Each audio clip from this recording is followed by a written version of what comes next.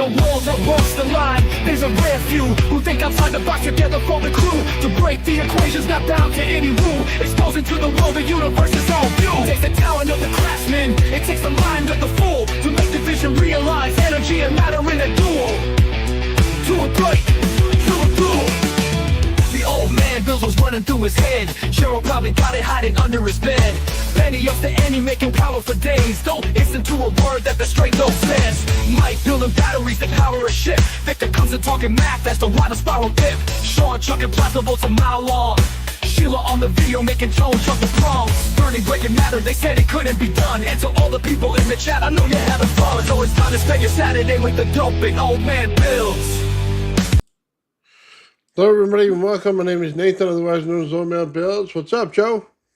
What's going on, Nathan? What's going on, everybody? TGIF. Right on, man. Joe, we got some fun stuff to get into, man. Fusion, it's easy. So explain it. Yeah. Well, I mean, I think we came up with this one on one of Ashton's recent post, and I love to give credit where credit's due, because I don't maybe watch him as much as some other people do, or whatever have you, but I will admit that he has a knack for being able to find kind of like older references and resources of people that were doing stuff kind of all along, and then being able to connect it to some of the technology and the physics that we see today, and really, really good at that. And the other day, I guess I saw him have more or less like a seminar presentation from the looked like the late 90s. And it was this guy who basically said that fusion is actually pretty damn easy, and realistically, the fundamentals, the things that you need to bring together in order to have a fusion reaction that's, better than what we generally have today is, very few things. And that when they rediscovered this, and they brought it to the attention of the government agencies in order to get funding and grants, right? More or less the feedback that they got on this was, well, this is wonderful and all, but this isn't a project. We want a project. This already works. It's too easy to be done, and it's not too cheap. So it's too easy and too cheap, and the idea was kind of put off because of that, because they were afraid of losing funding for fusion research. I don't know about that, man. I watched the same video you did, Joe, and I came away from it totally different. So, in all fairness, man, we'll take a look. Yeah, we'll take a look. Let's see, of course. Yeah, and there were the original live that he put up. I couldn't find it, but it looks like he had broken it up into segments and put it as videos. So not all those videos that I sent you, they're not complete, Oh, I understand. I can look at the structure and tell you exactly what he was doing. So give me a second. I'm just looking for a certain thing. This right here. Right, but that's not all he was doing. I mean, that was just one example. Okay, well, let's start with this. This is where they started. Sure. So apparently one of the problems that they have with air breathing fusion reactions is that when you start to scale it, there starts to become inherent instabilities, right? And he's actually not the first person I've heard to say that. That's actually been said by a couple people that are doing fusion reactions that are of proper geometry, right? Because that's what this really came down to, is the geometry of this is correct, right? You want to be able to form a toroidal sphere, not a donut. So right, and that's kind of what we've been saying all along. And when it comes to this configuration, this was a small example of just one of the ways that they use to stabilize the um, it getting scaled up, was to have just a little bit of external magnetic compression. Now, the reason that they were saying that is because the magnetic compression that it could form under when it's small scale, right? As it starts to expand, the expanse of the plasma will grow faster than that of its magnetic field. Okay. And there's a power need, right? That then has to increase, okay, in order to then have that magnetic field be strong enough for the self-containment. So by utilizing just a simple array of, I guess they were off-put magnets, they were able to introduce the simulated spin and compression. Okay, so they basically took an anode and cathode, threw it in the center of this thing, created a ball of energy, and then used the magnetic field to pinch it into place. More or less. And, just like anything else, the way that we do things is definitely inherently different, right? But even we haven't really been bringing it up in scale either, right? To really know what sort of issues might lie ahead with that or not, potentially, or if we have alternative ways of getting over that when it comes to RAV. Okay, but they're saying that in their experiments, at least, they were experiencing those instabilities. And they also had a couple of different configurations. Some of them were using water as well, both, to actually act as like an electron delivery, and it was kind of interesting and cooling, because evidently, once it starts to expand and contract significantly, it starts to come into contact with the material of what you're, using, which is why in our instance, clay and rock and stuff like that is so great. But they were using more susceptible materials, and it was leading to material failures. Okay, interesting. Mm-hmm. I'll tell you this right now: a magnet is basically energy over time. So at some point, magnets give out, and you only get so much value out of them for so long. Even if you create an electromagnet, then you get into the cost effect of the electromagnet, and just running it would set your project under infusion because it costs too much to run the magnets. They're too powerful. So you run an overrun right away before you even got fusion really started. Yeah, I don't disagree with that entirely. I mean, I think that there's elements of it that might, you know, like for instance, you don't necessarily need massive external magnetic compression. You know, all you need is it to be alternating in the same way that's going to entice the spin, because the spin leads to the stability and therefore also the compression. So there's a multiplying factor that occurs, when you introduce multiple magnetic fields in. So if you have you need multiple magnetic fields regardless.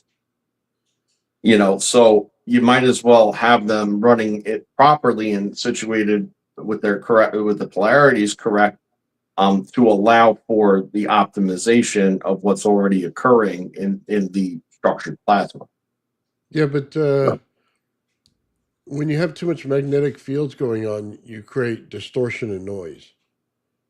What's going Yeah. on there. One of the special things about the RAV is the frequencies themselves are in resonance, so there's no noise in it. But when you artificially put a magnetic field on something, you put noise into it. So what does that do? That breaks the coherence of the actual resonance.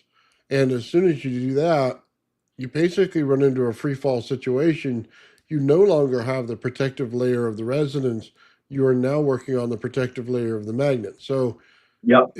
you're no longer, you devalue your situation immediately because you went for brute force instead of high coupling. And that's exactly what goes wrong immediately. You you put in stuff like a neodymium magnet, and then as soon as you do, you decouple your fields. Mhm. Because Yeah. the way to get them faster is to make the coupling work better, to get the laminar flow to move faster, in order for the fields to go in counter directions, in order to get the energy out. This seems like a loss. I'll be honest with you. This I'd throw in the trash. It may create a ball in the center. I have no doubt about that. Well, And it may yeah, hold I it mean, for a few again, minutes. I think that this was the proof that the scale, of it was insignificant, and that was sort of the idea behind even displaying it in this way, because the way that it had been approached previously and was and is still being approached, is in massive reactors that cost hundreds of millions, if not billions of dollars, that fail all the time and etc. And the ironic thing is that once that guy that was talking in that video kind of got to his summation, like the whole point was because this got sort of, had the can kicked down the road, wasn't going to get funding, you know, he then knew what it was that they wanted to get funded. And that's when he came across, tokamak, which he says that that had been basically given to them by the Russians. He started down that path, knowing that that project would get funding, but after going down that road, he realizes that the reason that the Russians would have led us down that path in the first place was probably because they knew that we'd just be throwing money and effort at it. It would never work. No, it's a You waste know, of time. it's a total waste of time, right? So, and we all knew that and agreed. I mean, as soon as I saw what that was doing, I was like, this is force magnetism, force compression, force geometry, diffuse state.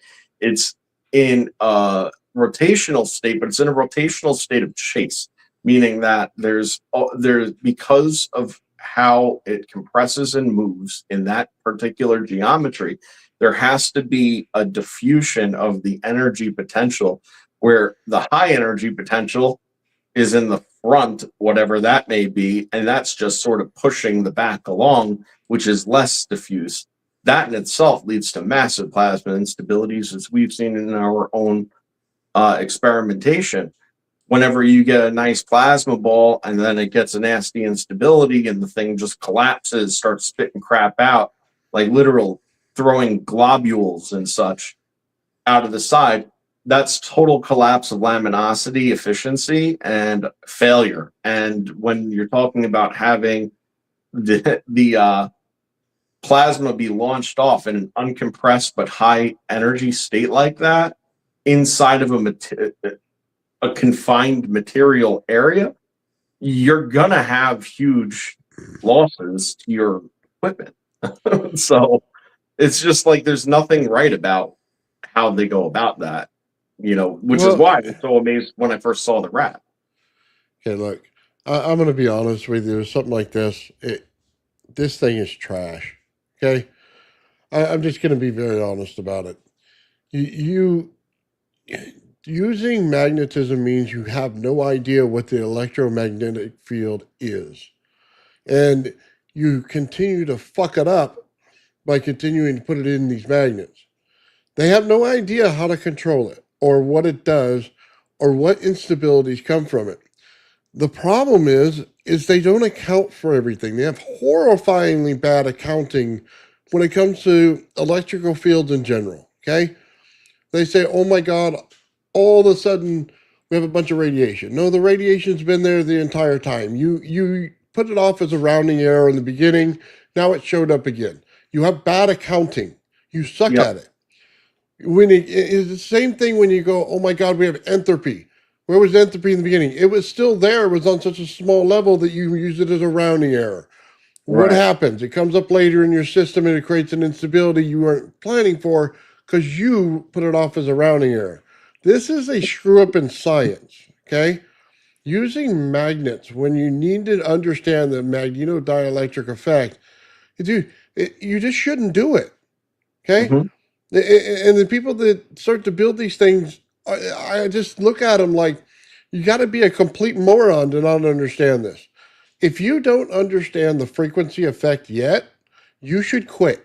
Take your thing, hit the time clock, and just get out. Okay? The reason the RAV is so special is because of the magnetodielectric effect. It contains it at all costs. When it gets higher, it contains it. Why is it not containing it at certain points and it blasts out? It's simple. You broke the frequency zone. There are certain Absolutely. zones. Okay, you're breaking the frequency zone. So there's certain zones that it can work in. There's certain ones that it cannot. As soon as you go to one it cannot, it bursts out. As soon as you put it in the one it does, you can have a higher volume of energy inside there as long as you understand those zones. Okay, they're all. Let me take this off of here so people can understand this. The reason this works, okay, is the same reason we had a problem with the RAV when you and Sean said that all the fields go like this in 3 circles, okay? Because they don't. They go in one circle one way, one circle to correct it, then the next one again tries to correct it, okay? Mhm. That's what goes on here. Why are they that way? It comes to an understanding of Floyd's sweep. When you have wire wrapped this way and wire wrapped this way, it's a high voltage, okay, high amp field. And what are you doing? You're taking the flux of the magnetic field and moving it from one side to the other. That's what you're doing. So imagine this is a football goalpost.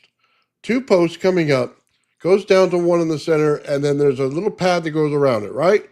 That little pad is what you're going to create magnetic fields in. It goes back and forth, back and forth. This is AC. Okay, this is how that slosh works. That's that magnetic field pushing back and forth. That's how you pull the power out of these things. That's understanding what you're dealing with. This stuff right here is, let's put high magnetic fields in it. Let's ruin the resonance completely and let's destroy the field. Okay? So it looks like a pretty bright show, but it's total garbage. So check this out. First of all, I agree with everything that you just said.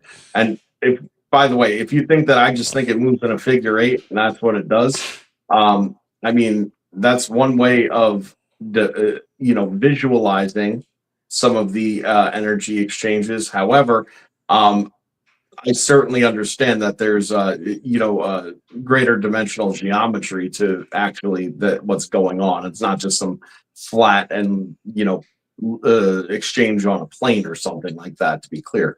But to digress, what you said is actually really interesting because not this guy, but there was another. I wish I could recall the name of the project, but I shared with you at least recently another person that was achieving discount fusion. Okay. And when they went into their configuration, it was an anode cathode configuration, linear, okay, with no sort of intermedium or structuring like we do. Okay. What they did was kind of interesting though. Okay. They forwent the resistance, okay, that is the mechanism of the asymmetric exchange as being the mechanism of what allows the RAV to start forming a magnetic component and ultimately form, right? They forwent that process and instead developed a multi-frequency anode, okay?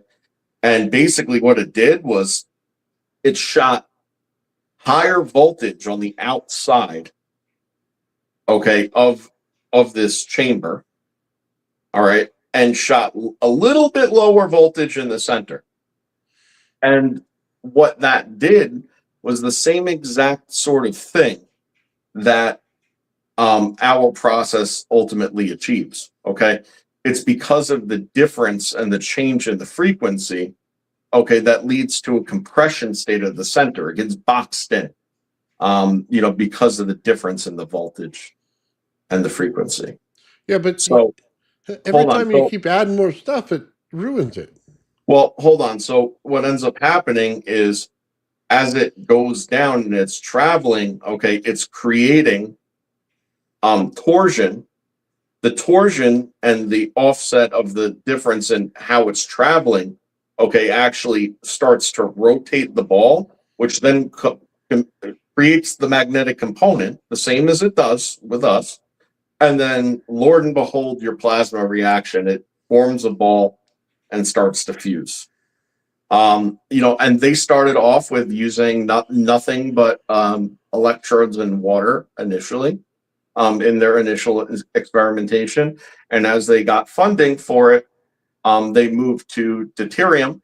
And then, once they introduced the deuterium into the equation, okay, all of the magnetic components, everything, all the structuring, everything that was occurring was amplified, by orders of magnitude. So the reaction was more efficient, lasting longer, more powerful in output.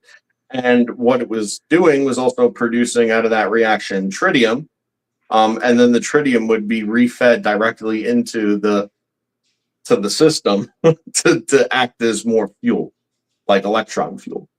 So it was, really, really interesting how they took a lot of the same principles and fundamentals, and, is sort of, rather than rely on the self-organization, they took the self-organization conditions and exaggerated them, to form the ball. And that's what they did. And apparently they could make one of these machines for between $1 and $5 million, depending on what configuration you want. And they are more efficient than a tokamak. Well, anything's more efficient than that. Well, right. Did they reach I'm just saying, Did they reach over Unity on it? No, I don't think that they did. And frankly, I don't, we've discussed it before. What actually is over Unity? Putting up higher numbers than you put in, because we know that that's not over Unity. Well, over Unity is basically you got to do a good accounting for whatever energy you put into it, all systems included. And you have to be able to, yes, put in less energy than what you get out. And none of these ever have done that. They've all violated the rule. And then in water, it's sound. Mm-hmm. Sound makes a bubble that creates a prism for light.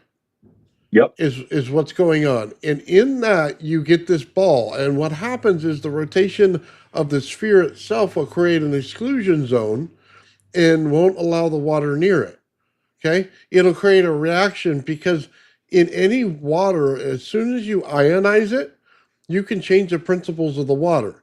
You can break the H2O factor and then add whatever you want to it and recombine it. Okay? Yeah. That's pretty simple physics at this point. Well, I have a different way of thinking about it, which is interesting. You can't create the RAV the same way like that. No. It's not the same effect at all. No, you're immediately not, saying, hold on, but you're immediately saying as soon as you create the fusion, you're no longer creating a RAV, you're creating something different. Which is fine if it gets you to the end goal, if fusion's your goal, but if it's not a RAV at all. Well, I don't know. That's a complicated question because I think that the RAV, not really. I think that the RAV is capable of fusion, and I think that it already is having very micro fusion events. Not enough at all, to claim that that's the constant reaction. But I think that it does have moments of fusion events that occur just because of the torsion boundaries, how it all stays separate, and how it's all moving at slightly different speeds in coherence with each other. Now, as things do break through those shear layers, and when they do, that collision would lead to a fusion event. And when you see a bright flash come out of the RAV, in my opinion, that's probably what you're observing when you see a bright flash. And yeah, with the water cavitation, like you just said, though, it's sort of interesting. I look at it, and I know that how you just said it is how we sort of accept it. And I'm not saying you're wrong, but if you think about it, and you think about what I've been saying all along about the relationship of energy and matter, the dimensionality of it as well. Okay. And I think water is the easy example to kind of get your head around it, because in air becomes way more complicated for your brain to conceive it. But in water, where it's a very clear liquid medium, you know that that liquid is taking up the entirety of that area, so to speak. So what happens when you push the water out, right? What's inside of it? Well, the answer is really nothing. But now you just created a dynamic that exists, okay? And what's that dynamic? Okay, that void is superconductive. It's no resistance. If you take into consideration what I've said previously about how I believe that the mechanism of pretty much gravity, time, etc., entropy, the nine, is an energy exchange between fifth and fourth dimensional energy, okay, entering into and reacting with 3D matter in 3D space. Okay, so when you open up this area with no resistance, but the entire other area surrounding it is flooded in dense matter, well, that energy exchange rate all of a sudden just changed significantly, because now there's no resistance. So now the pure energy is able, okay, to actually come in, leach in, to that void. And then when it collapses, there's a large energy release here, because when it closes, there's energy that's trapped, but it's no longer contained in the vacuum. So that's what I'm saying about it. So I don't know. I just think it's an interesting way to look at it. If you, start thinking about it as a little bit of a thought experiment, but. Okay. Let me see if I can't find the picture for you.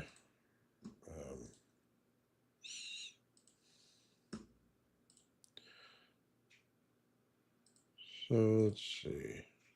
Of course, it's not available right there. Starting to really dislike this StreamYard thing, to be very honest with you. Starting to really piss me off. Changing it all the time, making things complicated to find and click around in. Yeah. Okay. So this right here, I just want everybody to understand why you would use water. Okay. This is the RAV. You see it on the upper portion of it. The lower left side on the picture on the right is what you really need to look at. You see how there's a beam of light going right to it? It found something in a zone, and then it creates a condition around it, okay? You see it. It creates a sphere. Now, we would say, that's just light. That's how it works. You know what I mean? It's creating a photon. What's really going on there? It's more than that. It's energy that's light that's going into making a spherical structure inside of it that's creating the condition in the environment. So it's like taking space and then putting this to an asteroid, and it creates a condition for a solar system to form where that right now becomes a sun. Okay? That's what's going on here. So that's exactly what they're looking for when they put it in water. That's the effect. Now, you're going to have to understand something about this, and I'll stop sharing this. The sun is not over unity. And this is the problem they run into when they get into fusion. They continuously think it is. It's energy borrowed over time. It is not over unity. If it was over unity, we'd just create a sun in every craft that we have, and fuck it, man, we already have it. We don't need 0 point. We have over unity in the sun. It's not that hard to create a plasma event that looks like the sun. It really isn't. What is it? It's the time dilation field that's inside the sun that makes it special. It's so slow that over billions of years, we don't notice that it's an explosion happening. That's the problem. It's fusion on a time dilation scale. In the beginning, it was not over unity. In the middle, it is over unity. And then it'll go back out of unity at the end. it'll start to grow, it'll become a giant, and then it'll collapse back into a dwarf star or something like that, and then create a black hole event because it's missing mass. That's what's Right. going on. So, Well, the other thing too is that as what you're saying is playing out, that massive time dilation, okay, also is directly linked, to huge gravitation, which makes realistically the sun or anything with that level of gravitation, it makes it a literal magnet, for mass accumulation. It becomes a mass accumulator. right. So it ends up growing and growing and growing. And it's like I said to you when we were kind of just loosely discussing the subject earlier, it becomes interesting because if you bring it back down to the relationship between the matter and the energy in a proportion, right? Well, if the matter gets to a certain point where the ratio is no longer in play and the script is flipped, well, now it's in a state of decomposition, because the matter is winning over the energy, and that's sort of Okay, but we're in an expansion phase of an explosion, is what we are right now. Okay, that's why it's creating the helium. That's why it's creating other elements out of it. We are in the expansion phase of it. That means that planets will still go further out every single time. They keep moving further and further away from the sun because we're in the explosion side of it. So, what is the key factor here? We want to capture the energy at the point that it's exploding, okay, where it has the most energy humanly possible at that point in time. Then, when it dissipates, we no longer collect it. We shut the valve off to stop collecting it. That's why 2 revs is so important. It's bouncing back and forth. It's a continuous explosion event between one and the other. You're creating a mass force in one, then you're shifting the flux to the other side and creating a mass force in the other, but you're doing it where it goes out of the realm of the rev, where it goes into the air. Then you capture it. But that's the whole point of time dilation, though. If you do not understand the sun as time dilation, you fail in the experiment. Every single absolutely agree. fusion, every Yep. single fusion one does not understand that. As soon as they go and put magnets in it, they failed to understand the experiment properly. You must create time dilation. Time dilation is only created by frequency. It's created because as the fields go rotational, rotational, rotational, okay, and rotational. Mhm. That's the only way you get time dilation. That means that you're slowing down the effect of the explosion so that you can pull more energy out at that point in time. You do not get a good effect when you just continuously hold energy in one spot. You do not have enough energy to pour into it. You need the explosion event. In holding the stuff in one spot with magnets, you automatically fail. It's a massive failure right off the bat. You didn't understand it. You didn't understand the explosion over time. You didn't know to slow down the reaction to pull the energy out in that point in time. This is Floyd's suite, okay? It is simple. Boom, boom, boom, boom, boom, creating AC going in a flux of magnetism, okay? But let me ask you this. What does that mean for how science currently ages the universe, right? Because what this ultimately means, They're okay, wrong. well, not only are they wrong, but why are they wrong? Well, I mean, I have a proposition, you know, take it if you will, but if it all has to do with density, energy and matter density levels, right?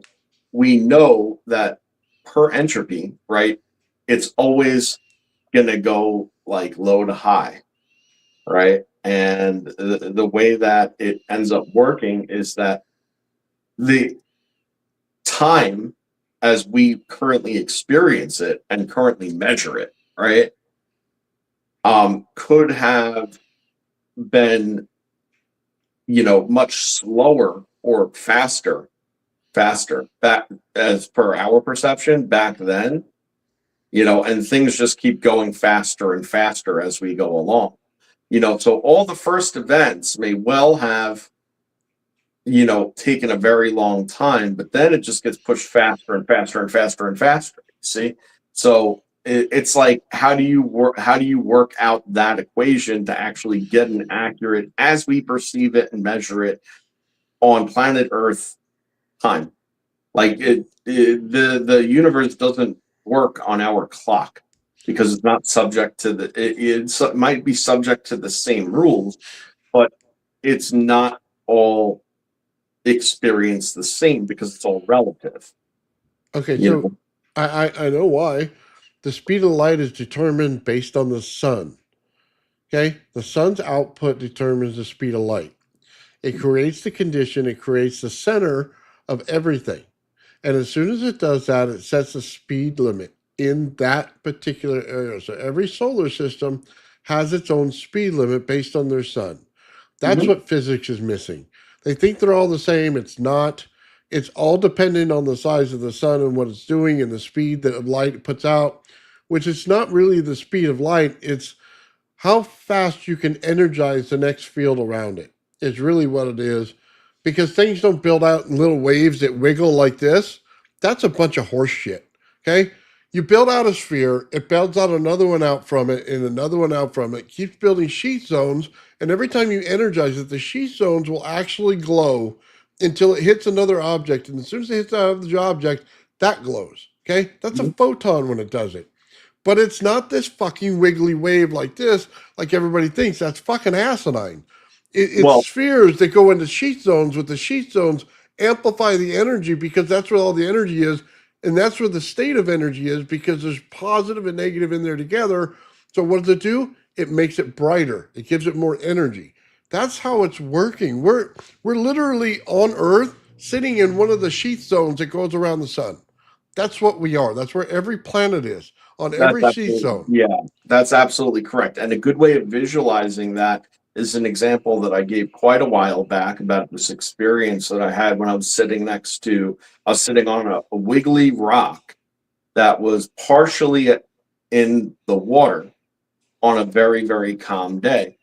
And, like I inadvertently had just like kind of pressed the rock and it made a wave, that I saw. And I was like, oh, this is cool. I want to see something. So I just started to rock back and forth at the same rate, and it was putting it out and putting it out and putting it out. And then, as I had said, it actually took rocks that were under the surface, okay, of the water, and then it would start to create resonance with these certain nodal points under the surface. That's because the wave is not just this, and it works in layers. You see, we observe it at the surface, and it's most apparent at the surface like that. Okay, but there's something going on above and below the surface of the water. And what's ending up happening is the wave pattern is actually tied to and repeating underneath the initial wave that you're observing, but at a slightly different rate and amplitude.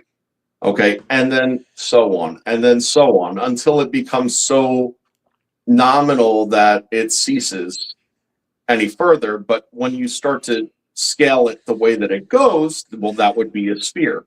And just like anything else, when you create a difference in the geometry and it's in a state of propagation, even if it's two different mediums, like for instance, a surface of water that has ripples and waves going, and then the air, okay, it's actually having that same effect on the air above it as well, that would follow the same exact rules. Okay, I don't think that the water in the pond works the same as the spheres around the planet. Okay, Why they why they it's build out? creating the traditional wave like this in the water. Okay, but not on the outside of the planet. That's energy zoning. Okay, it's coupling. This is moving waves as a traditional fashion, where the viscosity of the water itself slows everything down because it's different than the viscosity of the air. It's not. It's actually the disturbance that's the mechanism of the wave.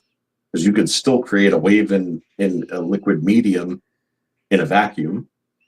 It's the resistance, the surface resistance would be different, but that's only a resistance equation. It has nothing to do with whether or not it's there and what it's doing.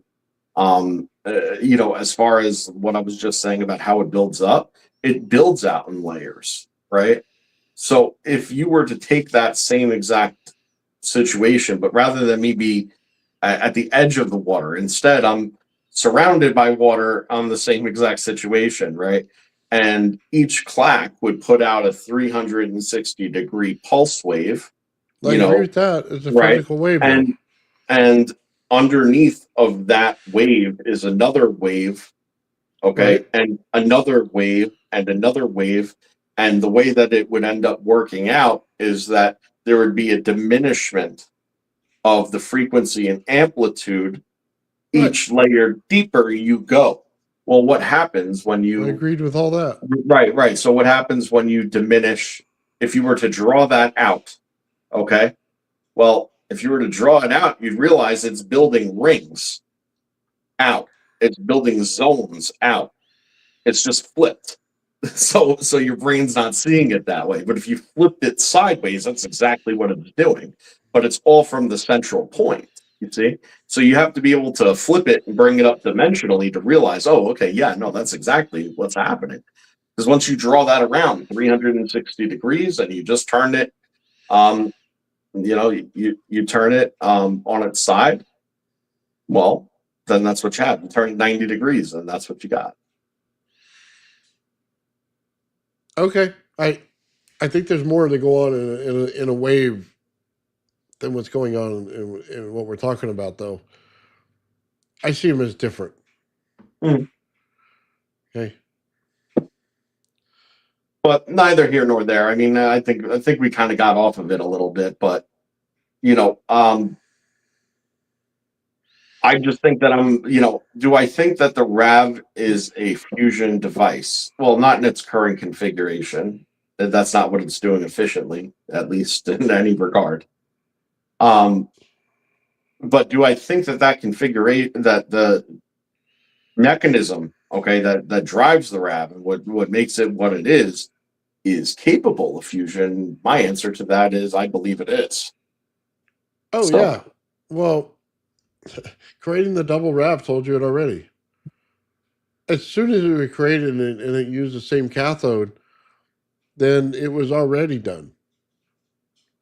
mhm. I mean, look, you're basically creating an explosion out of plasma to pull energy out.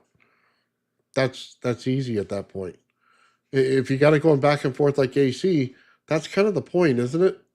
You basically fill up a magnetic core and it continues to fill and flux goes back and forth. It creates an AC value out of it. That's exactly what you're looking for. Okay. Now they'll burst, they'll explode, then they'll implode. They'll suck the energy back in. They're creating a vacuum when they do that, and then they continue to do this in and out. They're pushing it out and creating a vacuum. So you could just put the wire basically through a magnetic core and saturate that core immediately. But that's like I said, it's the same thing as Floyd Sweet. It's all depending on how you want to pull the energy out. It's why all you need is basic oscillation and the understanding of how AC actually works and saturating the core of a field, then you have it. But they don't know that. They're apparently missing that part.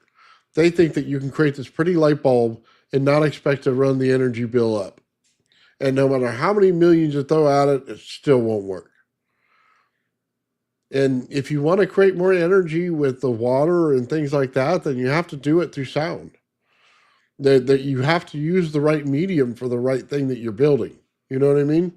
Mhm. Otherwise, you're in trouble. But they all will collide. That's why we have light that comes out and creates that effect where it creates that zone that's around it and stuff, right? Because it acts like it's in the water and it creates a sound in order to make things spherical.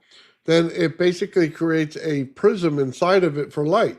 And then the light comes out, right? As it spins, anything that spins that has energy creates a magnetic field around it. It's that simple. It comes out and it'll keep building out and building out. What we fail to understand, and I still don't understand this, it really pisses me off talking to people.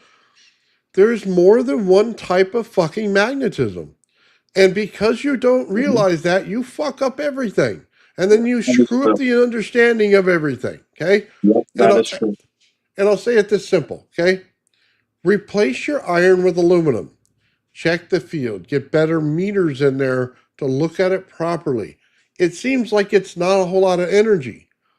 But what happens to the capacitor? It still feels it. It knows its energy when you don't. Go ahead and take another metal. Okay. I don't know. Find the other one like silver. Okay. That's a different metal. It's going to put off a different energy signature, but it'll still fill a capacitor. What is your problem in understanding this? Is that the earth itself has all of the metals inside of it, and all of the energy goes through every single one of those pieces of metal and creates a secondary and third, fourth, fifth, and up into the 20s and 30s, different magnetic fields that are going on all around you at all times. So, Hmm. right now, we are not dominated by the field that is done in iron. You have to realize that. You can't go outside and throw an iron magnet out there and it go floating. Okay, we're not in that field. Nope. No, we're It's not. dominated by something else, and that's what you're not understanding. It frustrates the living daylights out of me. Oh, we could just flip an equation. No, you can't, because your equations are wrong in the beginning. You have bad accounting from day one. From day one. As soon as you knew that the sun was emergent and that it was an explosion, you should have realized that everything, including gravity, became emergent. The time, the gravity became emergent. All of it at that same time. It is not set in stone. For those of you who think about it, go drop some apples on top of your head. Go take two balls and swing them and drop them. Okay? You are in the wrong. You're dealing with 19th century physics that is just wrong. Okay? Fix it in your head. We have different magnetic fields going on. That's why you do not understand the capacitor that we're sitting in, because we are basically in a giant capacitor that is filled with every type of energy, and you only understand one. That's the whole crisis going on. And number two, there's so much energy there, you couldn't hope to put out your field bigger than the energy. And you go, hold on, this one gets me all the time. My magnet's field is stronger than gravity. No, it isn't, you jackass. Okay? You are in the wrong locality. Let's move you towards the core of the planet. What happens? Your magnet couldn't wipe your ass compared to the gravity going on in there. Okay? You would be crushed like a little worm, just like that, because you're not looking at it. That amount of energy from the center core of our planet has to extend all the way past the moon. Okay, in order to do that, it is magnitudes more in strength than your little fucking magnet. Okay, it's the locality that you're in, it's the field that you're in that's different. You're comparing apples to oranges, and you should not do that. Okay, that's the problem. I mean, honestly, I agree with everything that you just said, and you almost hung me up for a second when you said that gravity um was stronger than magnetism, but you make a good point because it's relativistic, you know, Depends on where you and are. right, it's relativistic, and your magnet does not get stronger based on the gravity, you know. So because there would be no um gradient of the magnetism, that something that a magnet could pick up at the surface, let's say that it's got a maximum load rating of 100 pounds or something, or it could pick up 100 pounds on the surface. Cool. Like you said, and I agree with you. You bring that down in closer to the center point of the gravity, where the greatest coalescence is, the greatest pull, the highest mass pressure, right, exists, and the energy gradients create such high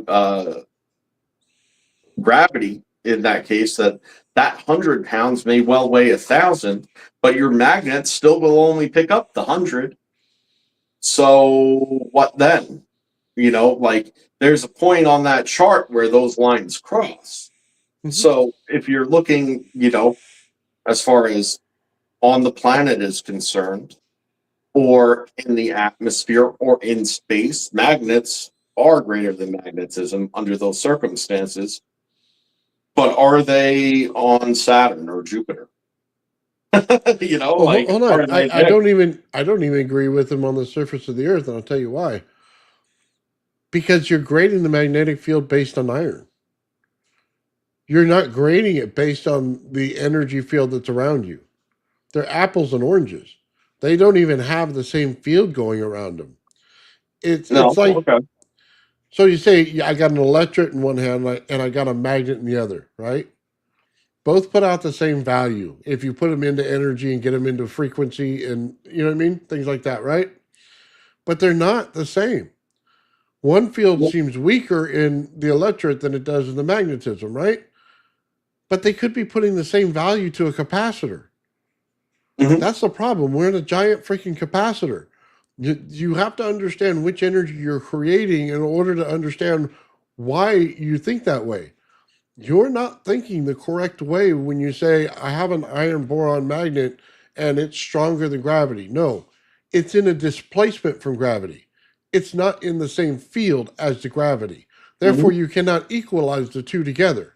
Not It only not never the can same happen. field, but it's not in the same location in the field. And that's one thing that I've kind of brought to light several times, where you are relative to the field is significant, because that actually tells you what the magnetic properties are, where you are. So when you take off from Earth and you look at, you know, us from thousands of miles away, and you were to sit there and imagine that magnetosphere, uh, you know, chart, our relationship with the sun that creates that magnetosphere, right?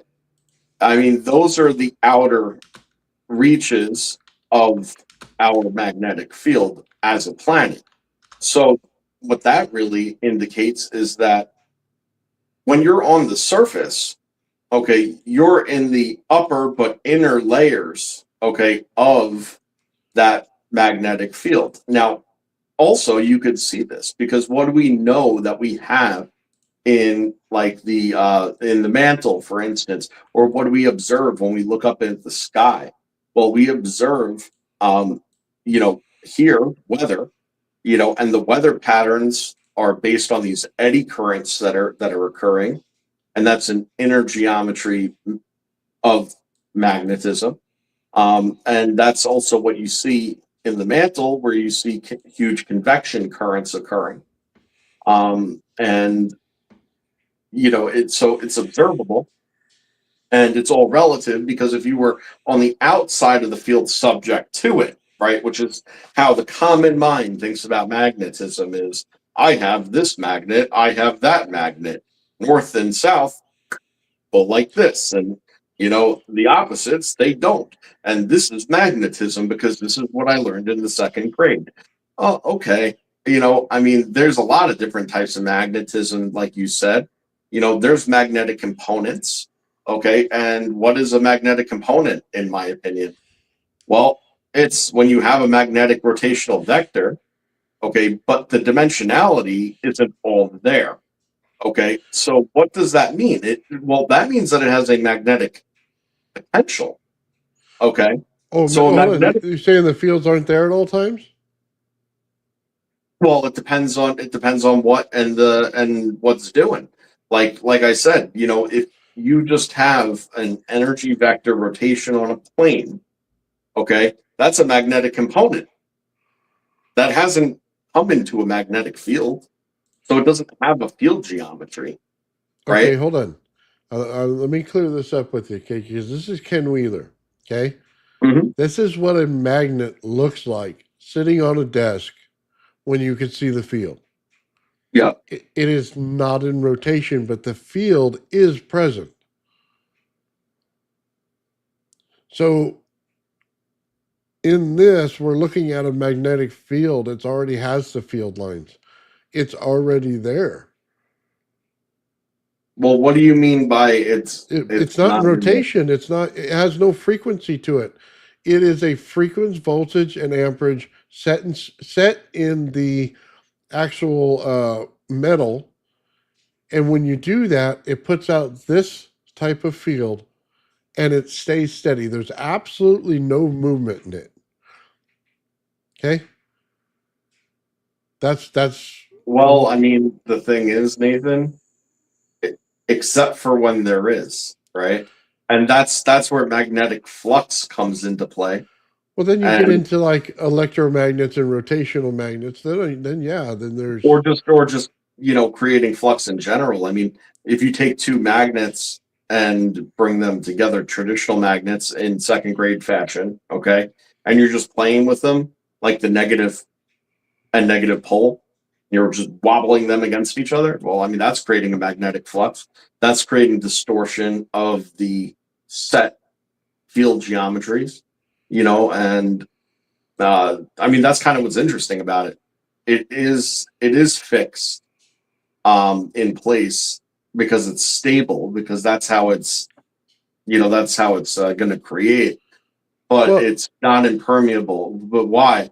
Dimensionality, right? So there's certain conditions that this type of magnetism could affect three-dimensionally that could allow you to, like Ken Wheeler was showing here, right? Can have you be able to display what it is that the effect in our dimension is, okay?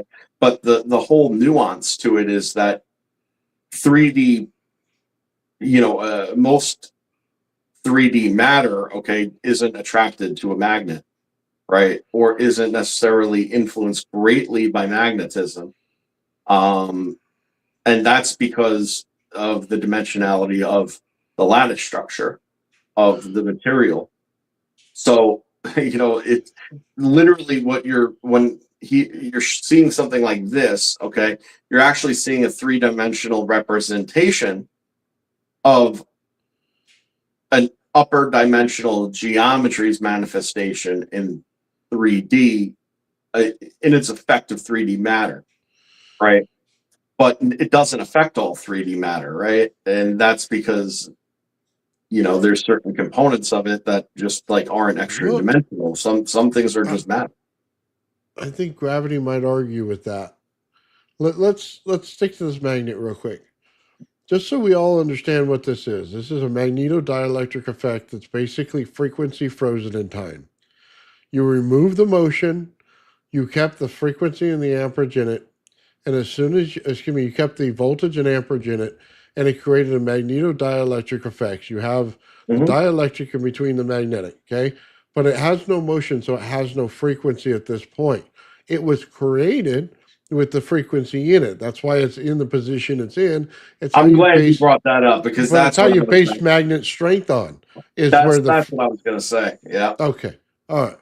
So when you rotate this, then it just pushes the fields out further, right? Based on the magnet you picked. Because based on where you put the frequency out and how much more magnetic, how much more amperage you put into it at that time, gives you, your magnetic field stronger. So, When you take a material that has a high magnetic potential, like a permanent magnet, right? Its lattice structure is that if you apply a charge to it, a current to it, that uh, that energy is actually going to become entrapped within the lattice structure. So, but not become part of the atomic makeup of the material. So, what ends up happening is you end up having energy that's introduced, and those electrons they start bouncing around in a locked formation until they stabilize and then they become nodal. Okay, and then because that lattice structure is as such, it all that energy together, in that lattice structure ends up creating the simulation, so to speak, of a rotational vector of the energy. And it's that the fact that it's structured that way that allows it to be fixed, because like you said, the frequency, the electrical potential, okay, is frozen in the lattice structure of the material. It's Yeah, so it's built, it's it's introduced and it's built in. Hello. what's up, Bernie? Yeah, we got Vegas Bernie in the house. What's good, brother? Woo! Hope y'all are doing good. I'm sorry I couldn't join sooner. This is totally my style of episode. Cold fusion, way easier than you think. So you're letting one of my big secrets out because it's way easier than you think. Yeah, we're talking Yeah. about magnets right now, Bernie, and how Ken Wheeler showed that magnetic effect, that it's always there. Always fundamental force. Well, I don't know that it's a fundamental force. Basically, it's definitely an effect of a force, that's for sure. Definitely. Well, see, this is where we come into the whole part with Dr. What was his name? Dr. Waping you. Yep, Dr. You. Dr. You. Here's the problem with his argument.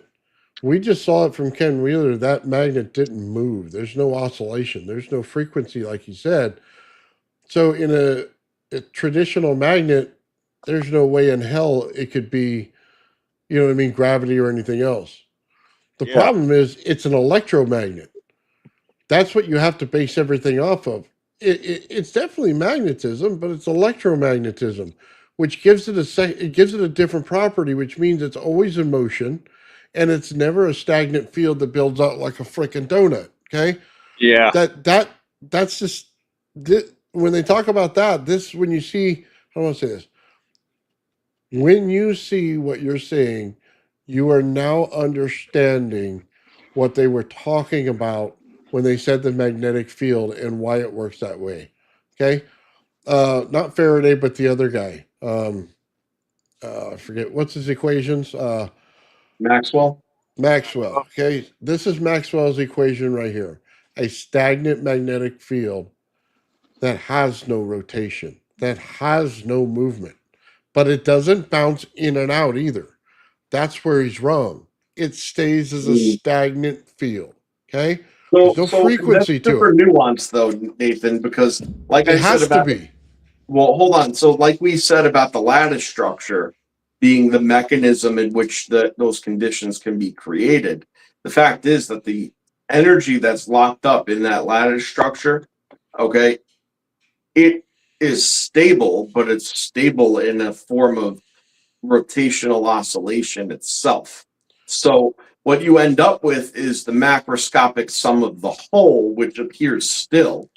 Okay, but that's only because that the energy that's trapped is the thing doing the oscillating, just very, very in onto itself and interactive of that of what's next to it and in relationship with it, which is another energy potential that's stuck.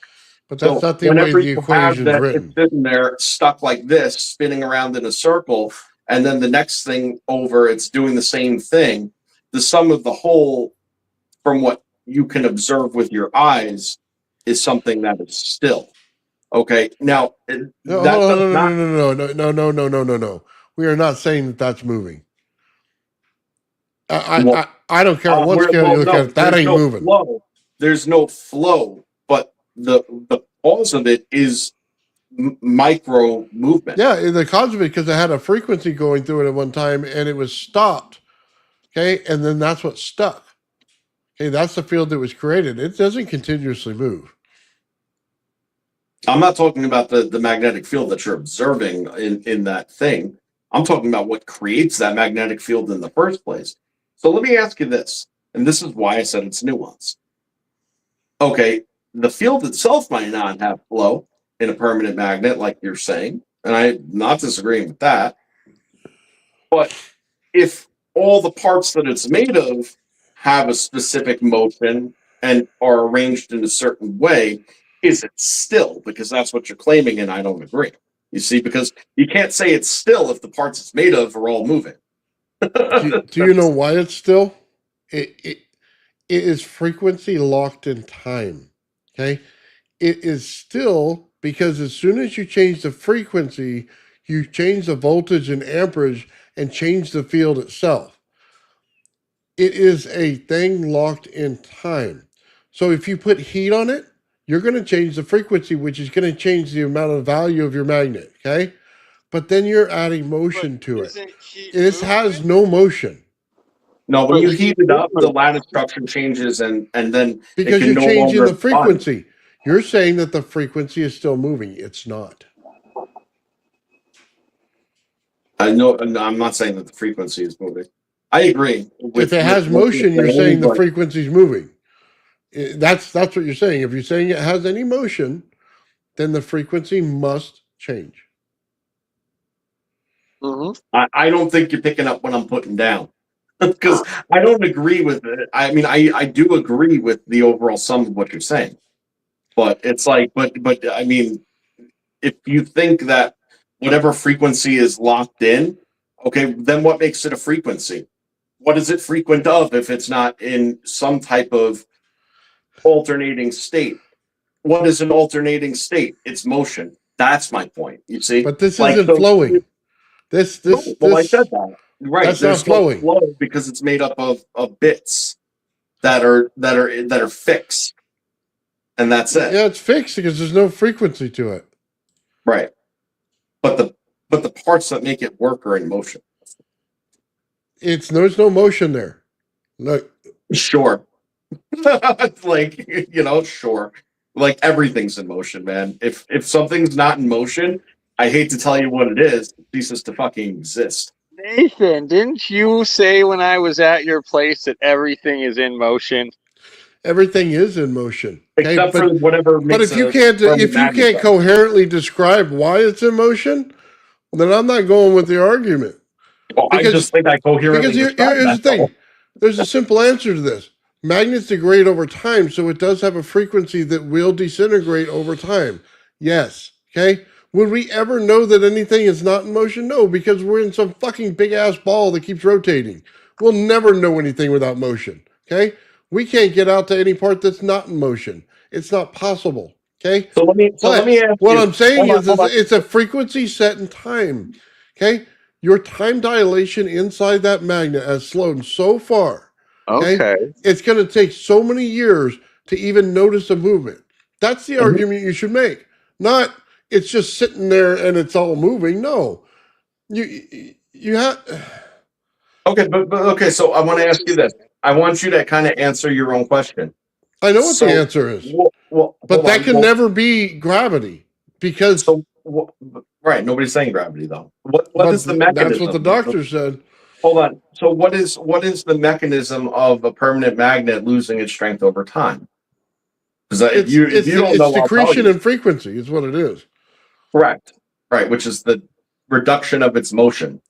And the thing is that as that frequency reduces, okay, it has a fluctuation, which then makes it move in the trap lattice differently until the point that it can actually escape. Because as you know, you can't destroy that energy. Okay, so the change in the frequency no longer allows it to be locked into the lattice structure because the geometry, it's like imagine if you had a box with a hole in it the exact same size as a ping pong ball. Okay, the exact same size, and you were to sit there and shake it at the same exact rate. Okay, the odds of that ball coming out of that hole are so slim that it's not even funny. But if you start shaking it at a different rate, all of a sudden the way that it moves around the box is different. So, it has a greater chance at certain rates to exit that hole. And that's sort of the idea. You know what I mean? It's like it's trapped, but as it reduces, it's not being held in anymore like that because it's not bouncing around being stuck through coupling because it's coupled. Hold on. I want to say, Ulysses, thank you for 5 Old Man Bills memberships, dude. You're awesome, brother. Okay. Absolutely. And sorry, I just want to also throw in prayers for Sean Calderon that he's able to heal and his health improves, because we love Sean and we love his work. Absolutely. Right on. So, okay. Oh, man, the ball's in the hole. Balls in the hole. Well, we got a big ball behind us.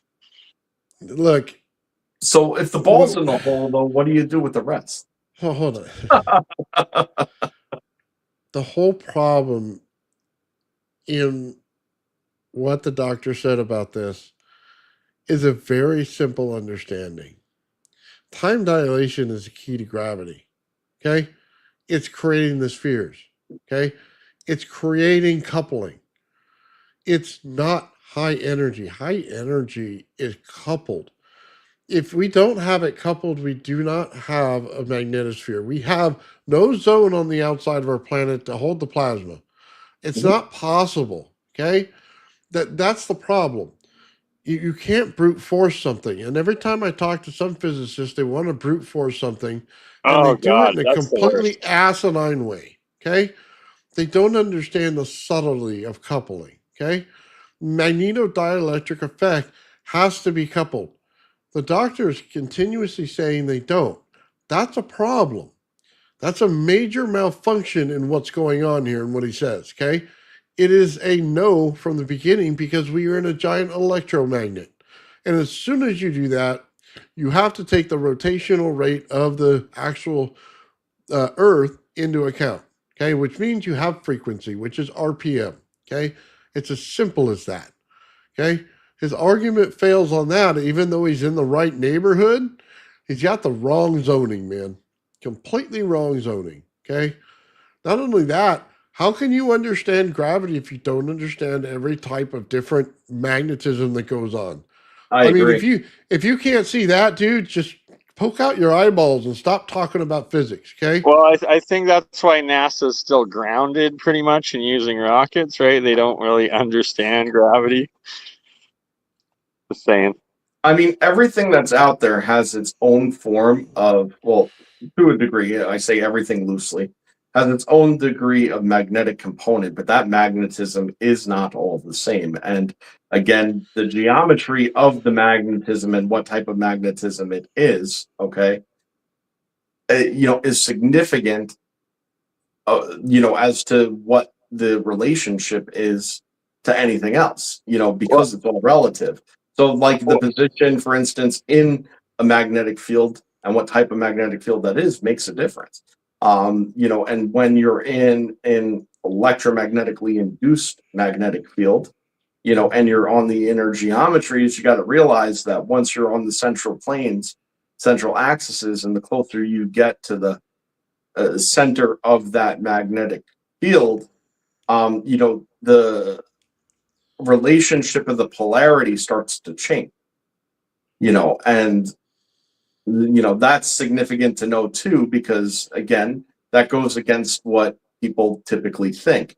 It's no different, okay, than the two types of charges, as they want to say, although they're pretty much the same thing, right? When they're headed toward each other, okay, you would think in your mind, well, that they want to connect, so they will, but they don't. They actually move away from each other because they see each other as the same, and the same things. They repel when they're headed directly toward each other, because it's like looking at self in a mirror. And then because they change, then it's not until they come over and cross it at 45 or less that then they go to make the connection. And that's significant in terms of this, because it has direct relationship to the geometries of magnetism, because magnetism works exactly the same way.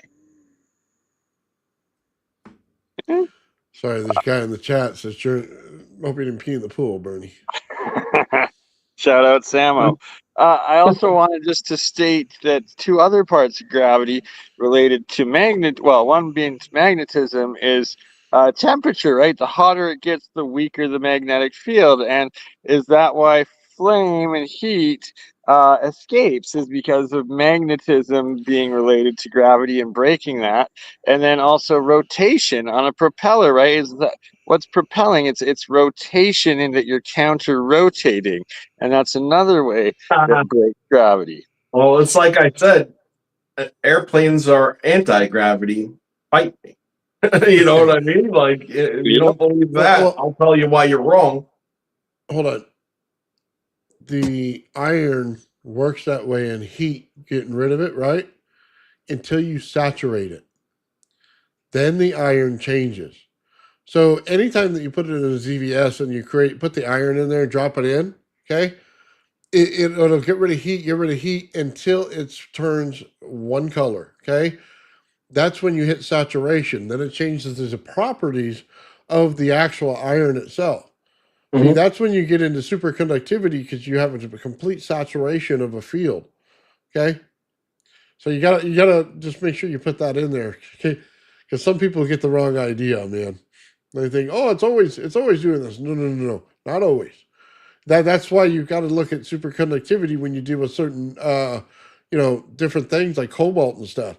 You bring cobalt down to a certain temperature, it's superconductive. If I was in space, that would be the one metal that I use for everything, okay? Because when it gets to a superconductive property, boom, there goes the transformer. Automatically works 100 times better in space than it would anywhere else. All you got to do is chill it while you're in space, and if you understand space is cold already, making something even colder is not that hard. I agree. I mean, yeah, without a doubt. I mean, obviously superconductivity. Right, like why aren't they superconducting everything in space? Because it's supposed to be free, like absolute zero, pretty much up there. So you'd think everything should be superconductive.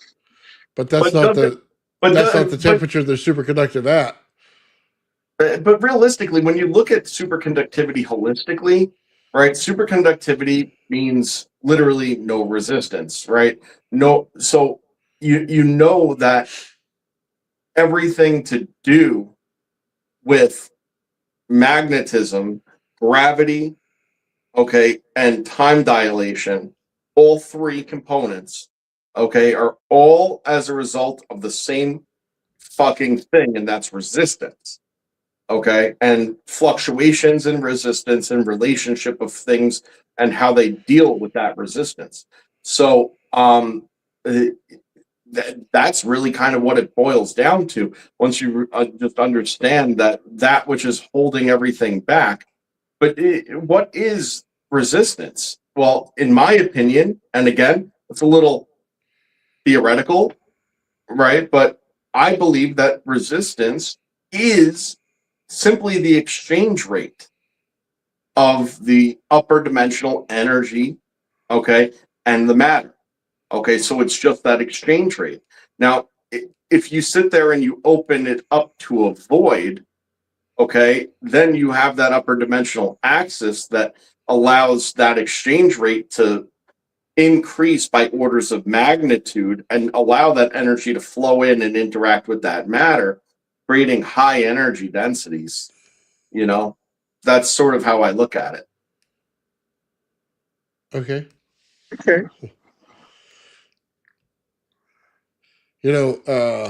One of the ways, I'll just tell you something.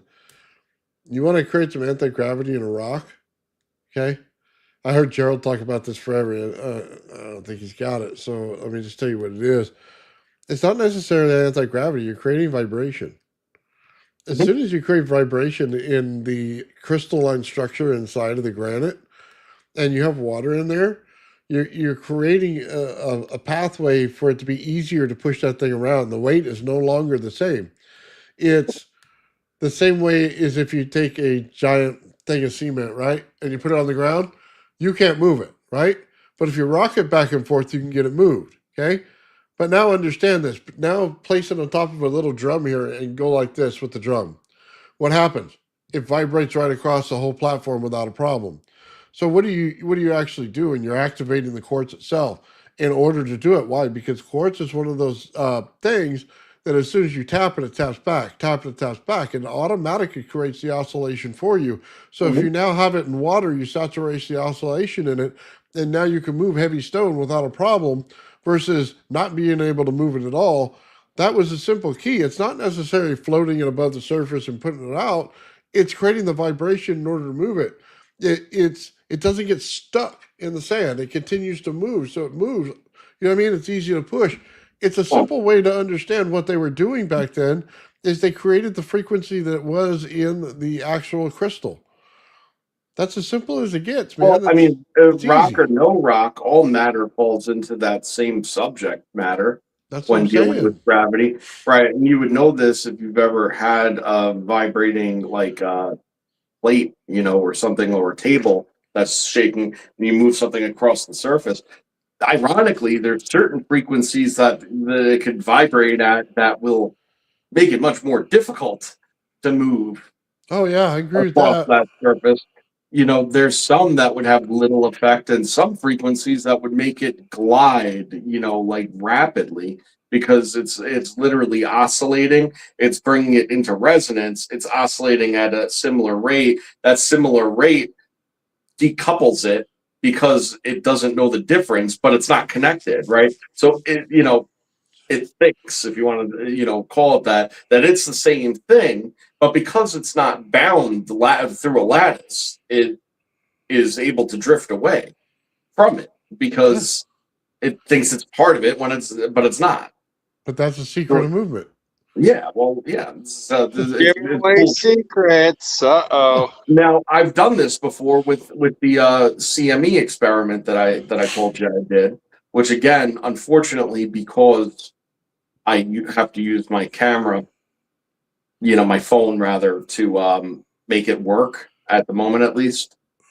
I have had a hard time recording it, but by putting that box on the speaker, having a resonance chamber in the center, okay, creating an isolation, loose isolation. It's not hermetically sealed or something, you know, just a small isolation of that resonant chamber, and then having the uh, hexagonal cells that are all sealed off. The amplification event is phenomenal that occurs, and if you dampen, and remember, dampening is important when it comes to vibration, right?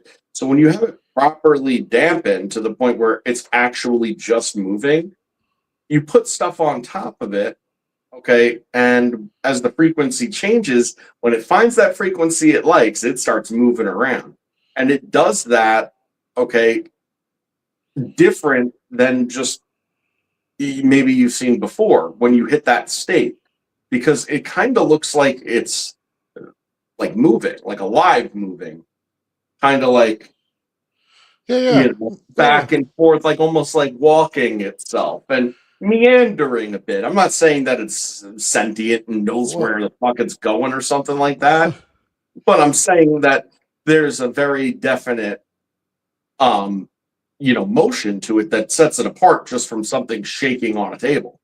yeah, well, okay. Check this out. It kind of goes back to John Hutchinson, how he was cleaning the river. You see him turning the dial back and forth, right? Well, what he's actually doing is in a crystal, the frequency's not the same all the way around it. It continuously changes each one you get around. So where you have one frequency, you may hit the magnetic field, which will create the oscillation in it, right? But the next frequency won't do that. Okay. So what he's doing is he's hitting the continuous frequency around the crystal because he learned from the crystal cells how they work. So you hit frequency, frequency, frequency, and every single one of them is different. So you're getting a different effect out of each one as this thing takes in energy. It's kind of the hidden science of crystals that people don't understand. That's why you can Mhm. slap a piezo buzzer to the side of one of these and hit the right frequency, but it won't necessarily mean you hit it for every single one of them. Put multiple ones on there, put them at different frequencies, and then you're going to get max power out of this thing. Put it in the wrong frequency, and you're going to shatter the whole thing. Okay, Joe found that out when he put the Rav in there. True story. And Right. the other crazy thing is that it the proof is in the pudding. Look at crystal oscillators, where you put it into water and it literally creates a phase change in the water, right? It'll break apart. Oh, you're giving away more of my secrets, Yeah, Joe. Finish your exactly. Well, don't worry. fusion. Listen, Bernie, you're a sharp guy, but you know, it's like these things. It's I been know, it's sitting no in the puddle for a long time. It's like, well, let me ask you this, right? And this is a great question to ask while Bernie's here, right? If you introduce a charge, okay, to water, okay, and then you place a crystal oscillator into said water, which it's vaporizing. Okay, well, what's doing with that vapor? Because realistically, first of all, if it's in a state of confinement, okay, it's still going to carry that charge because it's equally as conductive and able to carry that charge potential. Well, It'll it still carry that charge self-organizes. potential, but the further, more diffuse it gets, right, the further away it gets, it's not really able to interact with itself anymore. Well, so In a typical manner. it does in a sense that it self-organizes and it causes charge separation in that. And then through that process, you get the phase shift. Perfect. So the thing, and that's what ties directly into what Nathan and I had proposed, which just seemed so perplexing at the time, but made so much sense, which is what's deterministic of what is the anode and what is the cathode? Charge. Charge, right? But Charge.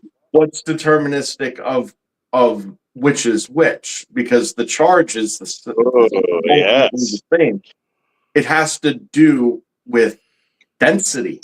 Well, exactly. And charge It has to do density. with And now density. you're getting into my engineering of different electrodes where I've been able to make electrodes that act as both anodes and cathodes simultaneously within something. Which is what the RAV does, by the way.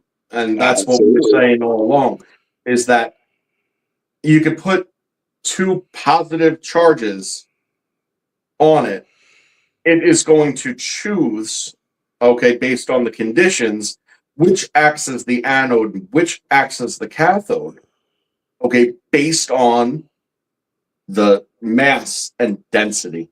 Okay, so when you have what gets chosen as the cathode, right? Well, if you're just running two electrodes, okay, and one's out of the water, let's say, okay, and one is in the water, okay, the water and the container in which the water is held becomes the mass.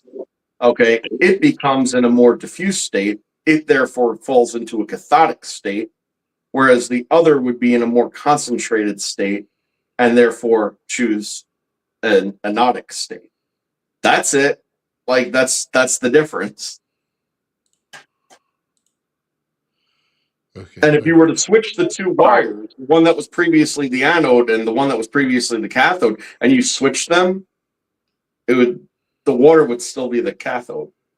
Now you're getting into some of my engineering secrets, but I'm not going to elaborate on that quite yet. I'm going to wait till I get back to Nathan so I can do some demonstrations with that.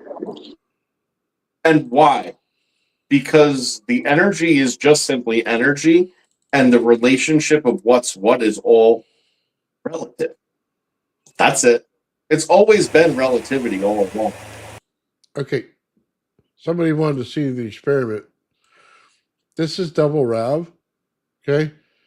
This is basically the anode and cathode are to the one on the left and one on the right. And then the plate on the bottom acts as an intermediary. So it acts as the cathode in this whole thing that goes from one side to the other. Okay. So you see it get bright on one side, then go back to the other. It's oscillating back and forth, is what it does.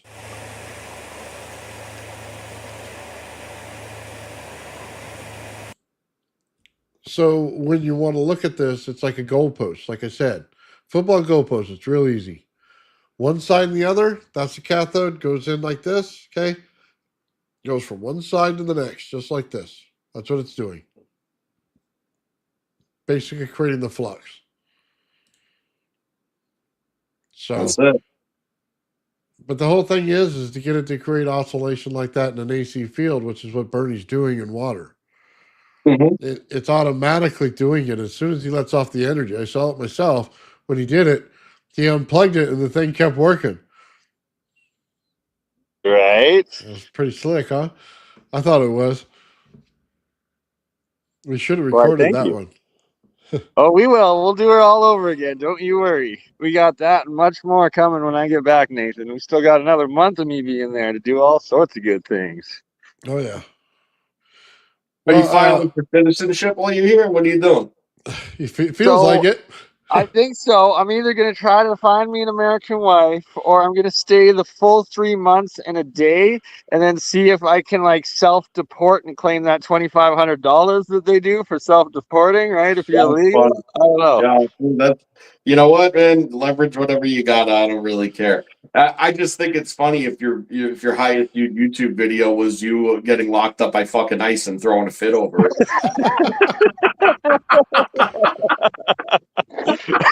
I keep saying this, and so many people are like, Bernie, we're calling ICE on you. I'm like, no, don't take my bounty.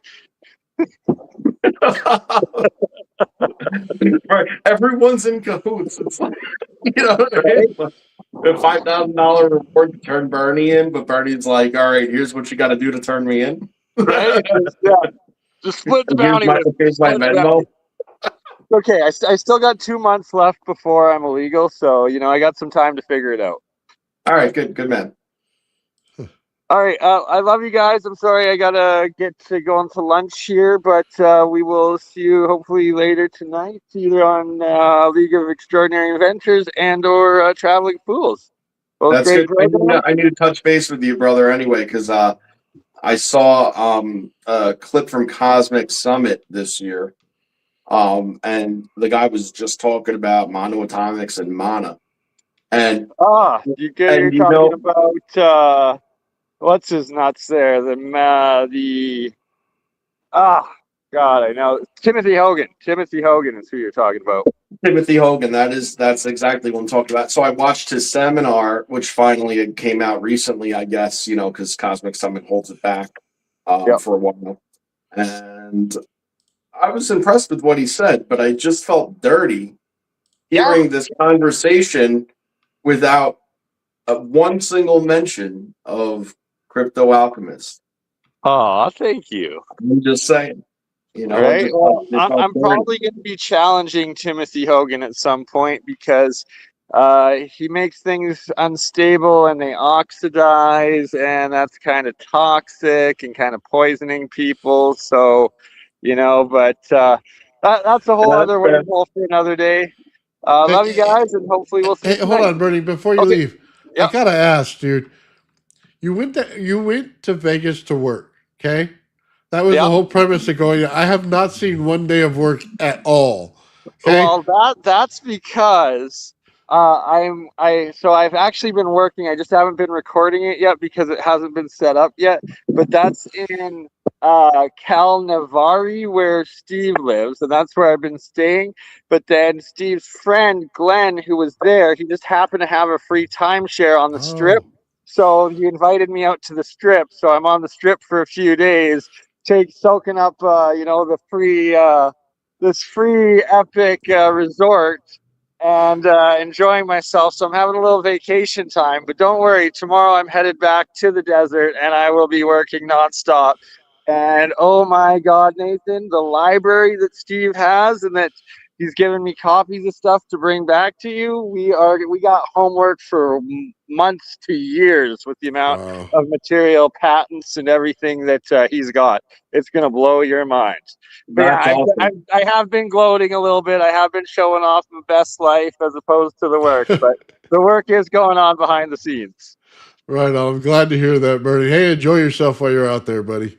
I thank you, my friends. Much love. We'll see you again. And guess what? I'm not making the mistake in hitting the end button. I'm actually exiting out. Oh, Yeah. thank Hey, you. hold on. One more thing Much before love. you go. Just remember. Okay. All right. There are 3 holes. You run into one with two, run. Oh dear. Oh dear. Apparently, what happens in Vegas goes on a Facebook the next day, and I was like, "No, Yes, it what does. happens in Vegas? I live stream, baby! Woo!" All right, much love, my man. My man, I should say. Later. Oh, it's so funny. He's having a good time. That's good. Yeah, no, he looked like he's having a great time. You know what? Dude works hard and he gets stressed out all the time about all sorts of things, that goes on, and he definitely, deserves it. So good You know for what? him. I want to show Bernie's lab, dude. We were checking it out. Oh You yeah, saw it. man, it looks great. We set him up. Give me a second to set this up real quick. Uh,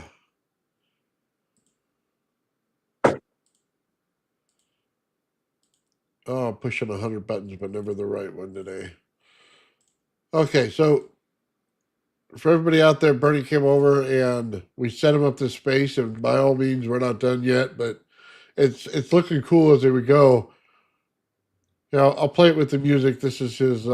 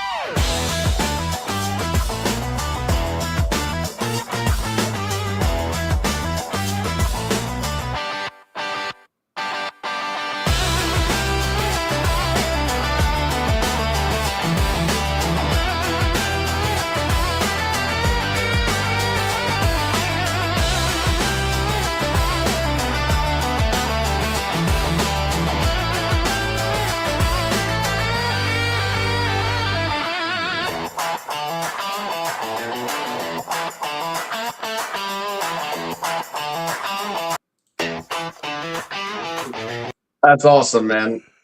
That's awesome. I was saying the way that it's set up there and how he's presenting and everything like that, it makes everything he generally does in shows, right? It's like so much, like it's so much more understandable. And like, then certainly not that I don't take Bernie's work seriously, because it's very, very serious, advanced work. But, with the setting and everything, it feels that way too. You know what I mean? Oh yeah. It feels that way too. So good for him, and good for you on setting him up. Yeah, it's a nice, clean, organized area. Because when you look at his setup over there, he's got so much going on that he moves in and out. It's hard to understand any of it. I'm always looking at the wrong jar or something else, man. Yeah, or flashing lights, or it's dark or whatever. And listen, I'm not saying that there's any problem with that. It's very entertaining and I follow him in what he's saying, but it's hard to see the work. It's hard to understand always what's going on. This makes it so much better. Oh yeah, I definitely agree. And the good thing is, man, it's all coming out in like 4K, dude. It nice, clean camera work. You know what I mean? We're working on it. We're getting the best shots. Yeah, it looks great. So tell me, what have you learned about his experiments so far? Sorry. So basically, when he tells you you put it in 5 volts and you get an immediate reaction, I see things dissolve in less than an hour. They're gone. There is nothing left. Okay, at 5 volts, which is just insane. We're talking about a little ball jar, 5 volts. He's got an anode and cathode in there. Real simple setup, right? But it's how he designs each one of them.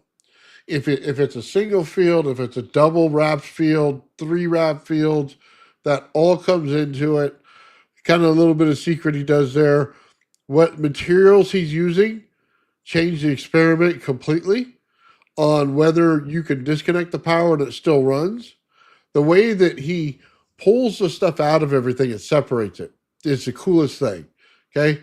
He has a turkey baster. He goes over there and he sucks the stuff out, and he's got a good line on where everything is. So he's only getting the one color, right? And then he puts it in these little jars, man. It makes it look really cool. Those ones he was showing. But you can see it's really clean work. You can see the separation. There's points when the water's heavier than the other water around it, and you can see it. That's cool. That's yeah. So when he says he goes into heavy water, he's not lying. It's right there in front of you. hmm So Well, I mean, it's really cool because he's using physics to work the chemistry, because chemistry is physics, is what it boils down to. And when he's building those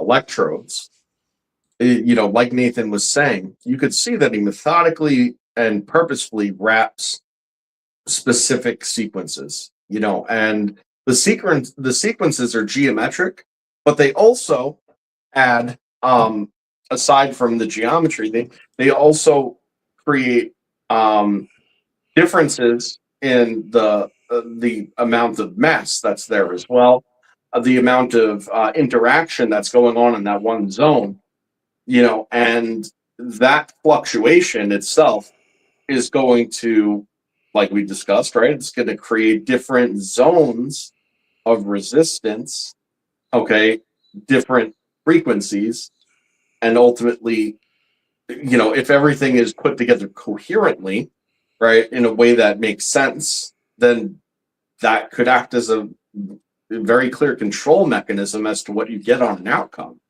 Um, and that's it's super incredible to see and think that. And I could imagine that, over time and with the configurations that he has, that that huge amounts of that energy potential, like you were saying, it gets caught up in the atomic mass structure, the lattice structure that's being broken down into the monoatomics, and becomes in relationship with it, and that allows for a cycling of that, caught up energy potential to actually run the thing even when it's off, well, because it's still got the energy in it. yeah, he's not just playing with the anode cathode though. He is also playing with the water. hmm He's ionizing the water, which separates it, which you get in hydrogen, and he'll flat out go over there with a lighter and start up the hydrogen and let it hmm burn. So if you basically put it off into a chamber, you know what I mean, and condense it, you could have a fire going the whole time he's running the experiment. Absolutely, that's what the cathode's doing, and the what's acting as the anode is going to be actually accumulating the oxygen. That's the separator of it, is and that's the relationship of anode, cathode, and water, and why it's incredible, because what hydrogen is, all right, and what oxygen. If you've listened to what I've said before about what the reason hydrogen bonds so readily with oxygen, right, is because of oxygen's oxidating properties. It's a hydrogen trap. Okay, it's a hydrogen magnet and a hydrogen trap. Okay, it literally makes sure that the hydrogen, even through energy conversion, ends back up all that potential stuck in a matter form. Pretty incredible. The only way to do away with that is to, actually, funny enough, is RAV. Okay, where you take the potentials and you separate them on their sides and you do not let them get back together, because at that point, your hydrogen plasma, well, it goes into a diffuse state of energy, and all your atomic mass that's scrapped up, it'll dissipate and go to, nothing holding it together. And the oxygen would just be leaching off the entire time. So there's no combustion event. Yeah, it's pretty interesting because they use all this stuff in the thunderstorm generator, and when you know what we know, it changes how you view the experiment. We know that as soon as they ionize the water, they split. You know what I mean? The hydrogen oxygen effect. We know that you did that when you look at Stan Myers. Okay, it's can you create the condition that gives you the Townsend effect, and Mhm. that's all you're trying to do.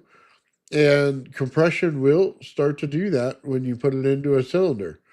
You create the immediate reaction right there. The separation has a charge to it. That's why the anode and cathode keep running.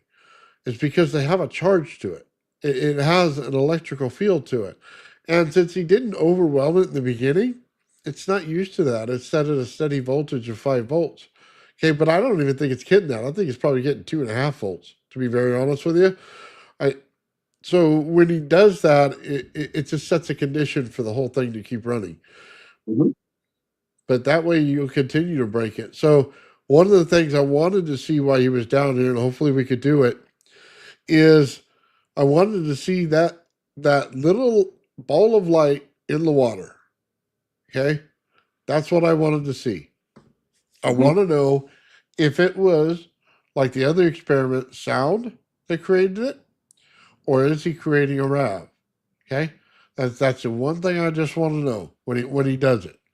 I think he's using the energy to create sound. And it's the oscillation between the two, just like a speaker, that's giving him the ability to go back and forth to each other. I was going to say, I don't think it's a RAV. What I do think is that it's a nodal point of a standing wave that is in a very mild state of fluctuation, meaning it's stable, but just because it's stable doesn't mean it doesn't move around, in formation, right? So when you create that standing wave, if your energy pressure of that nodal point, okay, is a specific central point with an outward pressure vector, right? Well, that's going to create a cavity. And as we know, right, whenever you have a cavity in water, it's a vacuum. It's going to want to collapse. But again, what happens when you have a nodal point, and the nature of that nodal point is that it's pushing outward? Well, what ends up happening is it tries to collapse in onto itself, but it reaches a point where it's like, no, I'm outward, pushes it back out, collapse in, pushes it back out. Every time it starts to into that collapse event, okay, you're creating a fluctuation in the vacuum. That fluctuation in the vacuum is the 0 point. That is the access point. That is the zero resistance upper dimensional access point. That's the thing. And it's still in relationship with all this other water that's around it. And again, that's mass. So because it's still in relationship with mass at its greatest, where the pressure zone is in the the equilibrium state, where the boundary layer is, right? That's the direct relationship. That's what actually keeps the etheric pressure coming in with no resistance. So the exchange rate is exactly that, right? 100% or close to, right? Upper dimensional energy ether. And then you compress it, and all of a sudden, and now it's in relationship with the matter. Bang, there's your energy that's here, not there. And it happens over and over again at such a rate that it just appears to just glow and twinkle, right? It doesn't ever appear that the light goes out, because it kind of doesn't. It lasts, goes, and as it would start to fade out, it starts to collapse again and brightens up. So, pretty interesting. It's going to be a good experiment, man. I'm I love excited it. for it. Star in a jar. Yeah, not the electrical one. We're looking for the one in water. That's the one we want. Yeah. But see, I think they're named the same thing, aren't they? I was looking for it. Let me ask, what, like, at the end of the day, Yeah. there's not much of a difference between a sound, the one invoking one with sound and invoking one with electrically, because at the end of the day, all it has to do with it is the energy motion. So if a current, like an electrical current, okay, is analogous and the same as that of an acoustic wave that would cause the same thing, well, guess what? Energy is energy is energy is energy. at the end of the day. That's what it comes down to. Just because we sense it differently and experience it differently, we think differently about it, but that doesn't Right. make it different. No, I agree with that. I don't know if I should say this or not. The way he wraps the coil is like a Tesla coil inside of a Tesla coil. Mhm. It goes from a DC field to an AC field. Yep. So you're putting in 5 Even though volts you see the DC, but rider, you're getting yeah. it back and forth in the flux. You're getting AC out of it. Mhm. But in a speaker, what are you doing? You're doing AC, right?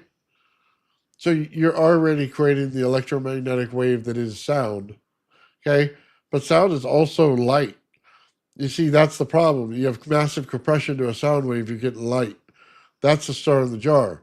That's what they're trying to tell you. As soon as you create the light, it creates a prism. As soon as it creates a prism, it's now free to have an energy state that's much higher than it is before. That's why when you look at everything in perspective, mass slows down energy. Okay? It doesn't do it any favors, it slows it down. But when you get to gases and plasma, it speeds it up. When you get to light, it goes even faster. Okay. But that's kind of the point here, right? You're compressing it to get it to go faster because you're changing what it is. You're changing from a sound wave into light. But that's the conversion factor people don't realize. Mass is a hindrance. Okay. It slows down everything. It's not something that's good. Now, so my understanding is this, okay, and this is it's a little, again, it's nuanced, right? With the star in the jar and the water with the acoustic waves, okay? Now, can you create a star in a jar with a single acoustic wave? I believe that you could. If you look at just general oscillation, which once it's in water would become acoustic through like what we were talking about before, like a crystal oscillator. Well, if that hits specifically and exactly the proper and correct frequency, at its point of, culmination at the central axes, right? It would dispel the water, the same as we talked about how you can move a rock like that or move anything like that, right? So just because there's a phase difference doesn't mean that it wouldn't follow the same principles, create a cavitation event that way with one single acoustic function.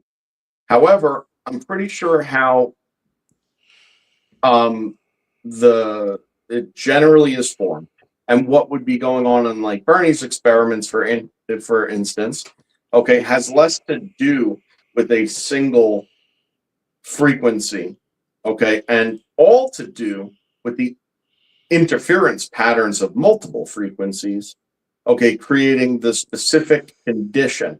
And that is the standing wave at that point. And certain nodal points, if they have the correct characteristics, they would be in a cancellation event followed by like, where they would go scalar, but then on the immediately collapse. Okay. And then as soon as it collapses, it would cause an outward pressure, which would then, create a void in that space because it's effectively enough to hold the water off of it. Well, the rotation creates that. Yeah. Right. So that's what's kind of interesting. And they usually do it by having multiple focused frequencies pointed at a specific central point. I think 3 or 4 being necessary. And the reason that is because in order to keep it from collapsing, so you need more than one to have an interaction, right? But then dimensionality comes into play. Obviously, when you're in a water medium, it's a 3-dimensional, free atmosphere, environment where it could go anywhere, right? Well, just like anything, okay, any sort of movement, and it's going to go off course there, fall out of that nodal zone, and then done. So you need to be able to hold it in place with, 2, 3, or 4 sources. Now, the weird thing is that because it's a wave, right? If I it's don't in a think you need to container, hold it in that way. They I think do it it'll. with more than one. So when you Google "star in a jar" and you see that famous experiment, etc., Yeah. like they're using more than one. Of Um, the yeah, of the anode cathode thing, they're doing more than one. They got not one an set. cathode. No, it's acoustic, but it's Piezo's. sound. Yeah. So I don't know if they're using piezos or not. I know that they're using high frequency ultrasound, but I don't know if it's a piezo or if it's a modulated transducer. It's probably a modulated transducer, but a multi-channel modulated transducer. So Um, check this yeah, out, Joe. but yeah, the point is that you could also get the same effect with one under the right conditions, but then your container geometries and that sort of thing would have to be 100% on point too, because of the reflection and reverberation and echoing and all the sorts of stuff that would happen, right? Well, I wanted to show what happens when you spin inside Mhm. water. You see the field Oh, it yeah. creates? Yeah, the same one that forms right as the RAV is about to form. The one where it swoops up and around and then collapses. Yep. So it is rotation of mass. It's just you can't confuse something solid with gas or plasma. They're all mass. E equals mc squared. They're all mass. That's what they don't understand. Mhm. I mean, the Yeah. same deal with that is, I mean, that's also another offset. That's a torsion equation that's occurring Yeah. right there. No And question about it. it's a resistance, right? So if you did away with all the resistance, you wouldn't get that because the ball of them would just fluidly slide through the water without the grip. But it's a differential that exists between the material of the spinning ball and the water that allows for there to be the introduction of a resistance component, and then that resistance is actually um, able to propel the water at that point. You know, it's pretty interesting, and it's a great example. Oh yeah. But But it yeah, just just also goes to show how all the same basic physics is exactly what causes everything. yeah, the only problem is a lot of this stuff, Joe, it's nuanced. Okay? You have to understand why you're doing it. One of the biggest problems I have is in building things, people don't understand that. They think, let's get the hypothetical understanding of something and then, oh, it must work that way. And Mm-hmm. unfortunately, it just doesn't. You have to create things in the condition they're meant to be created in. Mm-hmm. And if you don't, then it leads to all the wrong understandings of what's going on. That's Yeah, why that's right. people go, oh my God, we got a fusion reaction, so we'll just add more plasma with a plasma hose, right? Okay, but if you do it in open air sphere rotating, how are you going to do that? That's not physically possible.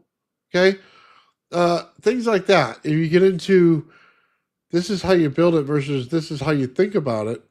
Well, Right. even if that changes, because then if you don't understand electromagnetism and why it works, you're going to fail completely in all of it. You won't be able to create the gradient in the frequency that you want. And I've seen it all over the place. Okay, you can take 5 piezos and put them in a row, right? If I blast the energy from this, when do I turn on the next one? When do I turn on the next one, the next one? And how do I get that to create propulsion? Well, I've seen that their oscilloscope is they hit one and then it goes all over the damn place. Okay. They have no understanding of timing in it. Okay. And Yep. it ruins the entire experiment. And then they get mechanical noise in there and they don't know how to remove the mechanical noise.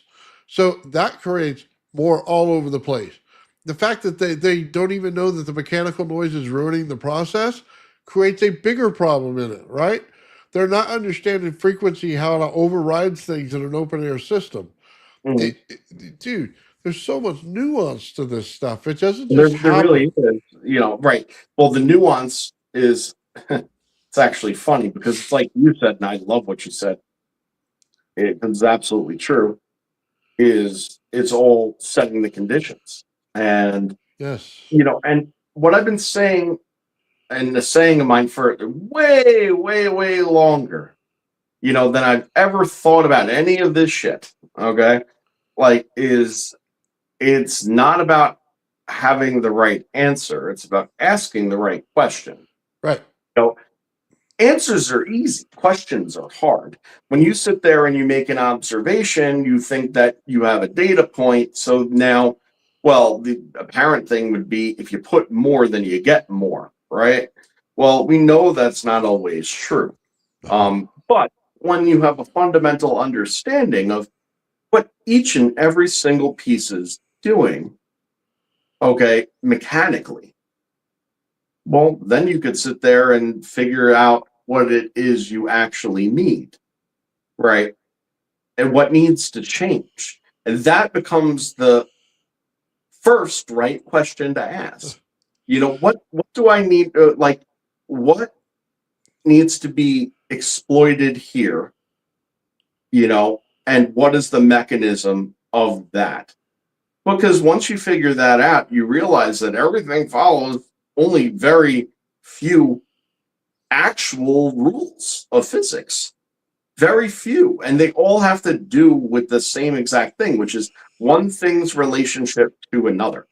Okay. And how they interact and how much of it's interacting, and dimensionally, it just means, there's again, it becomes very nuanced because of you have to ask the right question.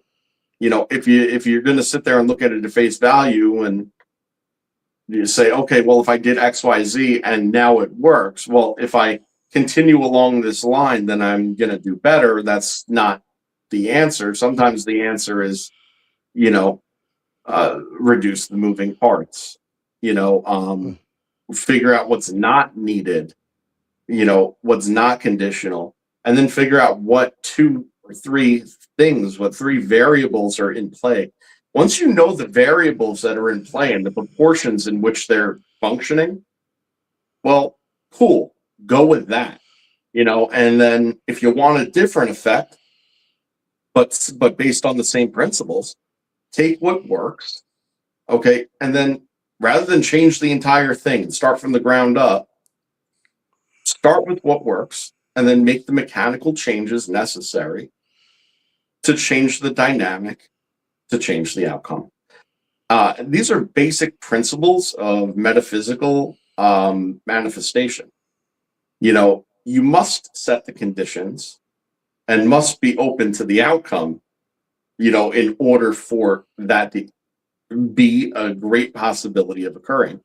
If you're not in coherence, right, with what it is you hope for, and you have doubt about it, it is very unlikely to happen. Because you're not acting in accordance with your desire.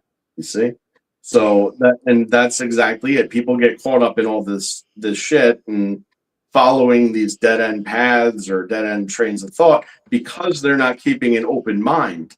They have preconceived notions, and they follow those preconceived notions rather than being open to their observation and logic of their understanding of the environment as a whole. And that's what it comes down to, I think. I know that meshed a whole bunch of things together all at once, but realistically, ask the right questions and know the very, very basics, and then realize how those basics apply at all the scales. Okay, so I wanted to show this. This is what they call a sound wave, right? I want you to look at something. Take the line in the center and pretend it's a wire. Mhm. Now you'll understand the electromagnetic effect. Okay? It flows around it. Mhm. It flows in layers. Okay? And how do we know that? Because no matter what they tell you about DC, I'm going to tell you that they set a frequency, and then that gives you your voltage and amperage difference. That is a fundamental fact of how it works. Even though they say, oh, it just turned on to a certain value. Yeah, what's that value? Where the frequency's at is what the value is. But this looks like something a little bit different, right? So you see each wave coming into it. So how do you change DC to AC? And this is the question, right? Well, you stack DC waves one on top of the other, which means that you must be building a frequency in order to get to the top. Okay? Which means it looks like this in the end anyway. Okay? Right, right. But Well, what when you put resistance on DC, it ends up collapsing into a waveform eventually. yeah, well, what I'm trying to say is they say this is a sound wave, which is correct. But it's also the magnetodielectric effect, which is also how light works. Right. It's So also right. It's a current.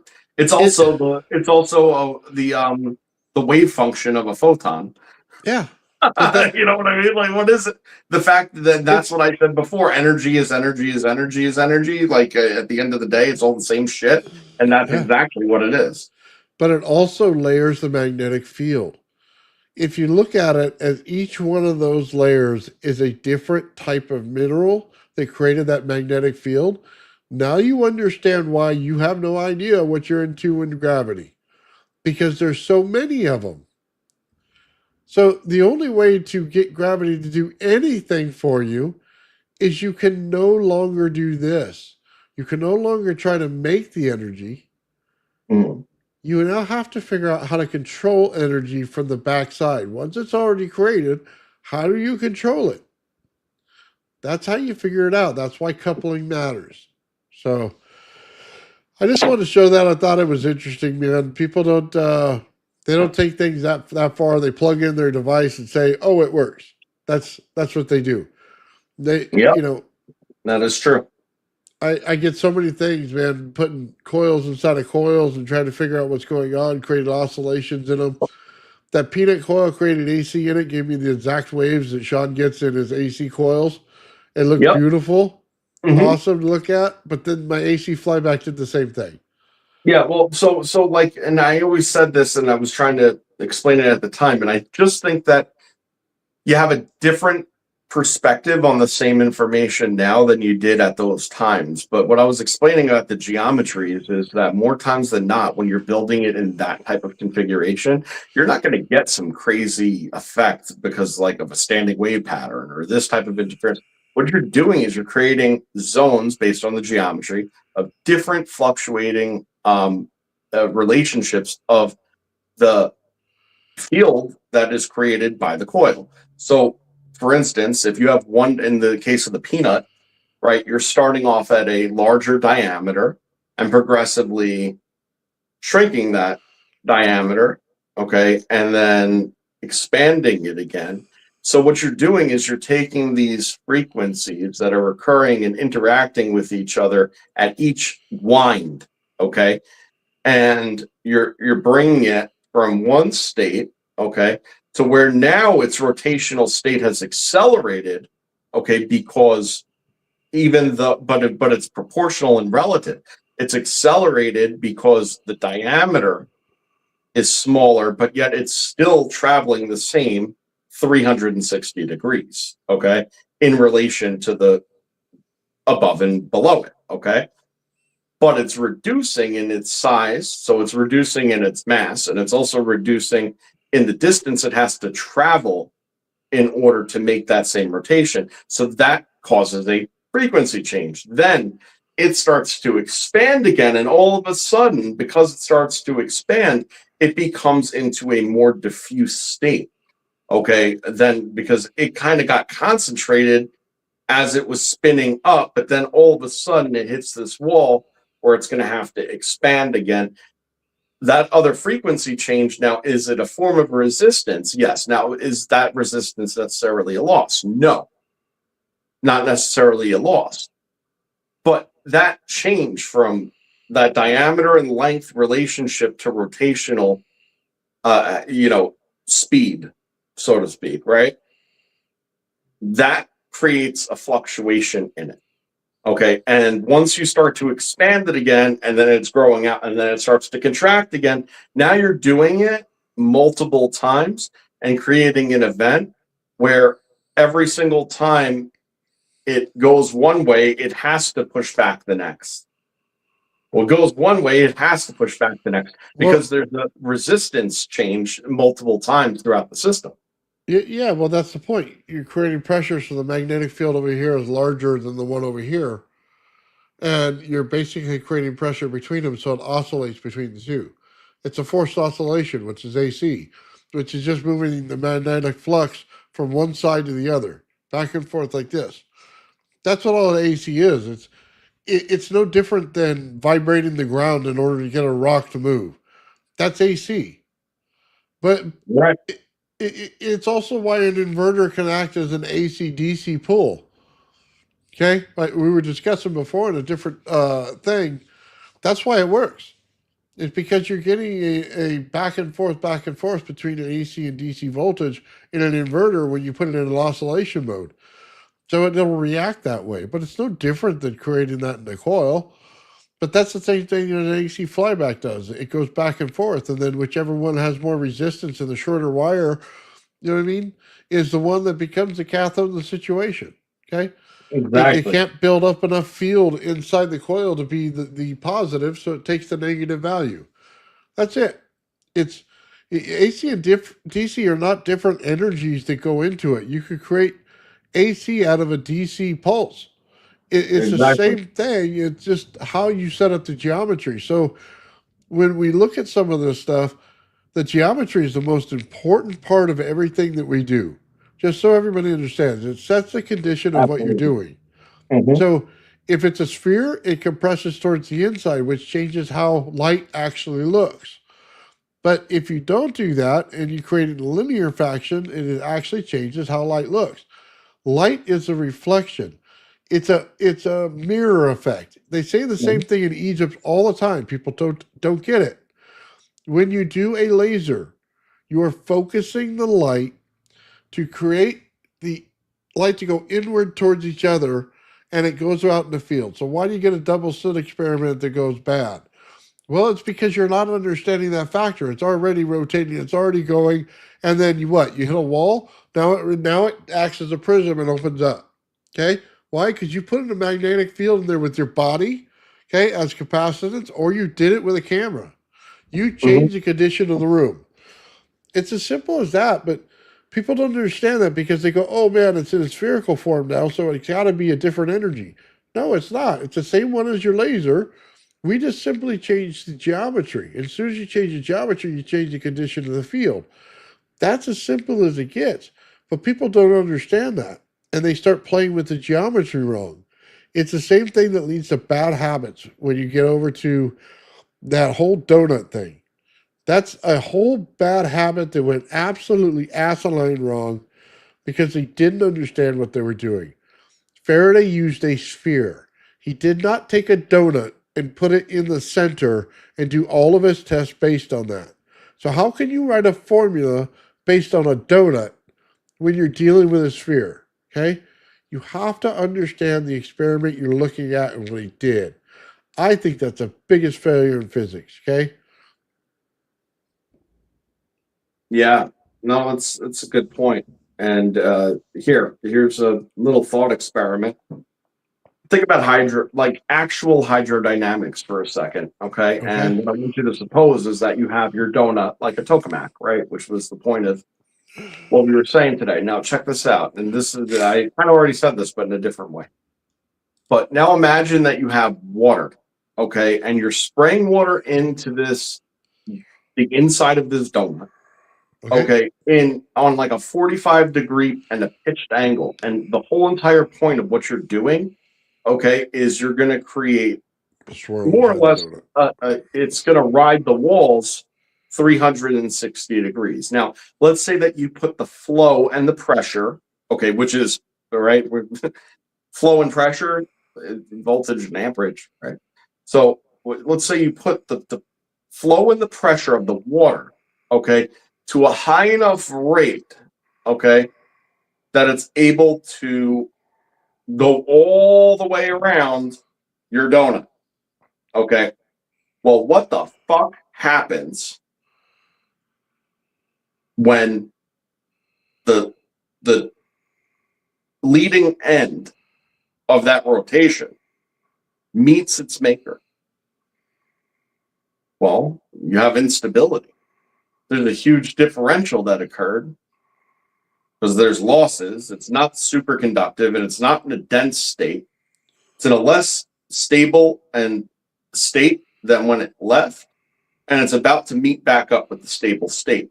Now, the question is, provided that this water flow and pressure was induced laminarly, so in other words, like you'd have to have a like an introduction point that would literally be at the corresponding angles, right? And so basically the water could ride over it if you get it, right? Water riding on water. Okay. So you get what I mean? Before we go any further, water's going to be different than a field of energy only because you have magnetics in a field of energy, which means you have repulsion at the point where it comes back into itself, where it creates, okay? Where water doesn't. It's going to go right through each other, and No, you're it's going to not. create disturbance. No, the point is that the differential is too different, and that if and when it catches its tail or its tail crashes on it, it's going to destabilize. That's the point. It's not different than the energy is not different than water. You know, But it is, fact because that the in a differentials donut we're getting saturation. We're getting saturation in a donut. We're getting the field that goes 360 degrees all the way around, no matter what. It keeps spiraling until you get saturation. Mhm. But the water only does that when it fills up, and then it'll have the flow inside the water. Under ideal right. Under that circumstance, that's correct. But for visualization, that's, I chose to leave it as it is what happens when it catches its tail at the source. Well, the tail, it has to be powered or else it stops. And as soon as it meets the rear, the differential is so great that it causes an instability of the leading edge, and everything that passes over it after that. That instability doesn't only affect the leading edge, although it does the most. Over time, it leads to the losses of that which created it in the first place. Over enough time, enough degradation and interference occurs that it no longer is sustainable. And that's the idea of it. And that's why I brought it up. And that's why I was saying with tokamak before. Remember, I was like, well, you're going to have higher densities at certain points, and it's chasing its tail. What happens with that? And that's why it's not great. Why is it not great? Because it never fully formed as a sphere. See, because a sphere doesn't have that problem, because you added a full-blown extra dimension to it. Okay, so let me just say this about tokamaks, okay? They run it continuously where the plasma keeps flowing, right? What happens when you pulse it? Okay? Then you just get a reaction from the magnet, which compresses it immediately, which means you're condensing the energy at one point, right? And if you pull that energy out, then it makes sense. But they're not pulsing it. They're continuously flowing it. So like the water, it's going to be a real crap flow, okay? But if they pulsed it, then they can condense the energy right away, and then they pull it right away at its highest value. You know what I mean? They're not doing any of that. They're not taking advantage of that natural condition. That right there would probably get them a lot further than what they're getting at now. But that would mean that they would have to take trillions of volts and create it in the gigantic reactor that they created to do this. Do you know what the great thing about the RAV is and the understanding of it, Joe? Is it's the same thing Tesla was talking about when he's pumping the earth. Okay? Create two towers, pump the earth back and forth, just like you would the RAV. Back and forth, back and forth, back and forth. Create the energy, pull it out in the center point. That's exactly what he was trying to say. It's not that difficult. We can pull the energy of the earth in the exact same manner. That's why it's more important than some tokamaks. That's like child's play energy compared to what the earth does. and it's just two towers pulling back and forth to one another. Okay, Yep. it's the same thing I'm trying to show with my Tesla coils when I reduce the energy. How do I get the trigger voltage to go, the energy in the system to go lower than my trigger voltage on a MOSFET? Because I'm bouncing them back and forth at the explosion event in order to create an increase in the actual MOSFET to get it to trigger higher. Okay, but it's doing it based on its own oscillation frequency that it's setting out to do. Oh, by the way, we brought something up before, and then we kind of went on long about the subject, and I didn't throw this one in there. Remember when we were talking about the RAV, and we were talking about the sun and time dilation, right? And we were talking about the differential of frequencies, right, and how they have to be layered out in order for these things to occur. Then we know that Sean, he took the photo HARP measurements and he got the layered frequencies. We saw that. We knew that. So, we see that. But then there's especially in the earliest experiments, it was the most apparent. But there was also the very definite pulse rate that light was emitting from it. And what you noticed is that the frequencies what it's made of are much higher frequencies than that which are measured. Okay. And then all those culminating, then lead to the pulse event. And that pulse event is actually one. Bless you. Thank you. It was one pulse approximate per second, 1 hertz. Okay. Well, how do you go from having a thing made of very high frequency, to a reduced frequency in layers, to having an outcome of one pulse? Well, the answer is all that portion is time dilation. We're actually observing the time dilation externally because we're not measuring it from the relative perspective of inside the RAV. You see, we're measuring it from outside the RAV in our own unaffected, or minimally affected environment. Okay. Huh? So what we're doing is 1 pulse a second, is only relative to our time dilation, in my opinion. And that's one of the things where the frequency goes because of all the resistance that ought to occur, but it doesn't act as an energy loss. It acts as a frequency change. That's it. So and why? Because of the torsion and the spin. See? Torsion, the spin, pressure, all your differentials change. The gravity fucking goes high internally, and then that changes the whole entire, local dilation. The same as we were talking about when you get closer to the center of the Earth. No different. We're looking at it from beyond the surface of the Earth, but when you're there, right, it's much different. That time dilation is much different. That gravity is much different. Much greater. Let's look at this. How do you get a nuclear explosion without the explosion, but you get the effects? See, Ashton talks about that all the time, but do you really know what that means? How do you get the time dilation field that's holding in the energy of the blast without the blast itself? Torsion. It's the time dilation field. But that's time dilation field, but what is that? It's torsion, it's the resistance, it's the energy torsion of 3 different fields. It's the not energy torsion of one. Right. And they can't hold on. They cannot go the same direction because they'll never hold each other in. No. They have to go different directions to hold each other in, or else it all goes into one mush. He goes away. The greater field geometry, and that's correct. And that's why when I sent you that diagram the other day, if you want to put that up, in fact, I think people would like that. Do you remember the one with the blue and the red and the tetragrammaton in the middle with the RAV? I have no idea where that is, Joe. Oh man, oh man. So I'll send it to you right now. Hold on. Let's see if I can do that without dropping. oh, sorry.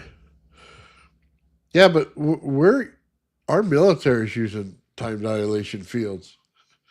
I don't know if anybody's figured that out yet, but they do. That's why it's kind of hard to talk about. That's why would you get rid of a fusion if you knew you could create a fusion? Because you're creating a time dilation field, and they knew it. Because you don't go from the A bomb and having that statement of how do I get the effects of it without the explosion, and then go into fusion and not understand it correctly. It's that simple. You created a time dilation field to understand it. Now you could properly put it into perspective.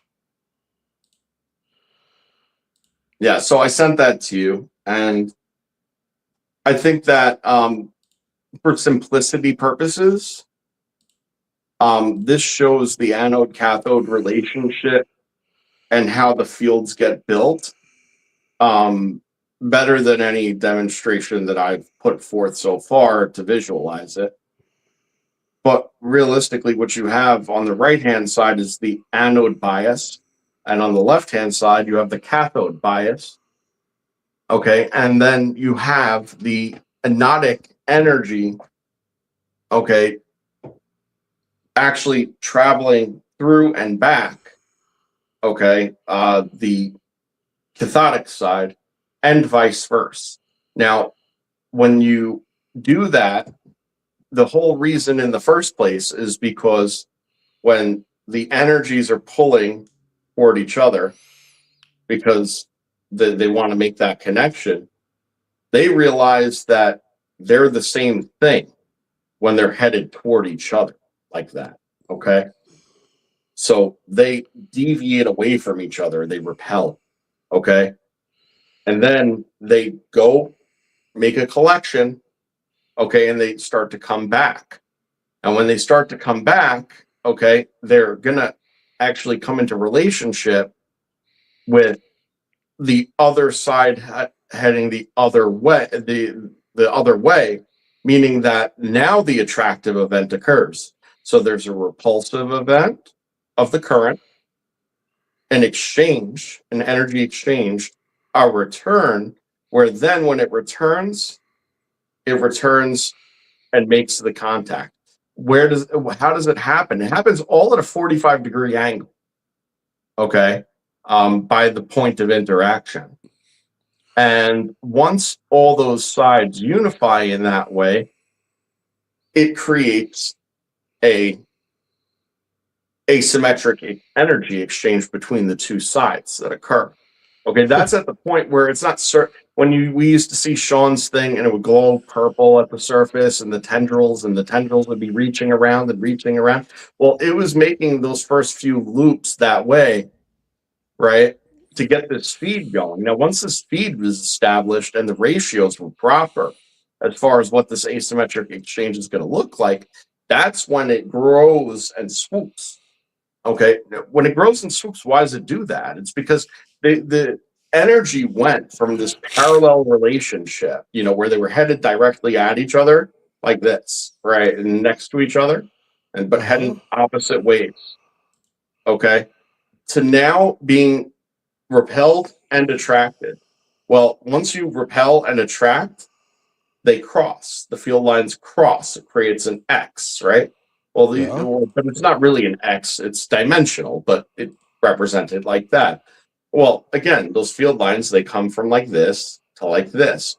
And once you bring those two in, it creates a third vector. That's the completion of the Rodin spiral, right? The Tesla 369 spiral. Did you say the Rodin spiral? That's what they call it, yeah. Okay. And when they cross, they create the 9 and the 4.5 that I always discuss, which collapses it from a 9 count to a 10 count, and you get your third pulse vector. And then you have a dimensional magnetic field at that point with asymmetric energy exchange and an energy bias on one side. All these things combined create a multiple field geometry that all work independently of one another. Okay, but in one part moves the next seamlessly. And that's where the RAV is able to sit there and separate its parts, the differentials, keep its differentials separated, but then have a controlled mix in the middle, okay, which is the self-organizing property of it. And through this, the resistance only really is occurring, once the torsion is formed. So once the interaction starts to grow, right, where the separated parts start to come together, they come together in such a way that there's boundaries. And we know that there's a certain amount of laminosity that occurs between the layers. But there's also speed difference as far as how fast, based on the geometries of rings building out and what it is. And that creates torsion between the layers. That torsion isn't necessarily resistance because one is driving the other, so it's not a loss.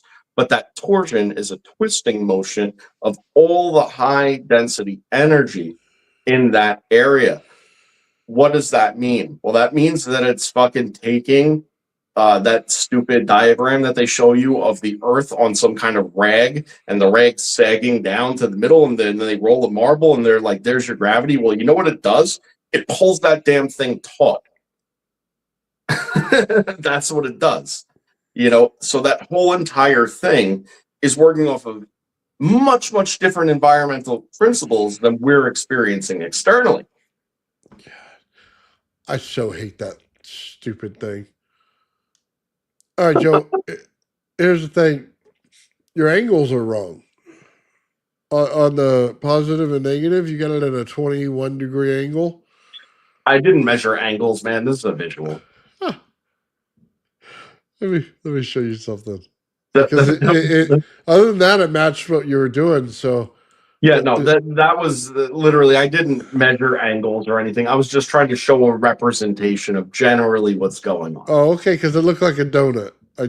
Me and donuts. Bro, if we ever get together, one place I'm not taking you is Dunkin'.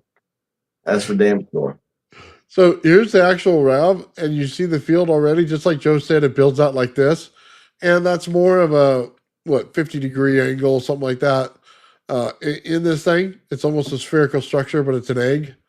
And you can see it build out just like that. So what he's saying is right. The only part is in the exchange rate. See how the RAV builds out in this way? It blows out. Either sucking in or blowing out, you know what I mean? And you see the offset of the other side. So I just want to show that, but that is the exchange rate you were talking about that goes back and forth between the two. You know what I mean? So it'll create the figure eight between them if you really look at it. Mm-hmm. So that was it. By the way, I got to ask you a question, okay? You see that plasma right there, the pink one? Mm-hmm. If we couldn't see the field and it was just sitting there, okay, just like the satellite does with the RAV, would that be ball lightning? Now, let me say this as well. The only reason ball lightning moves around is it can be decoupled because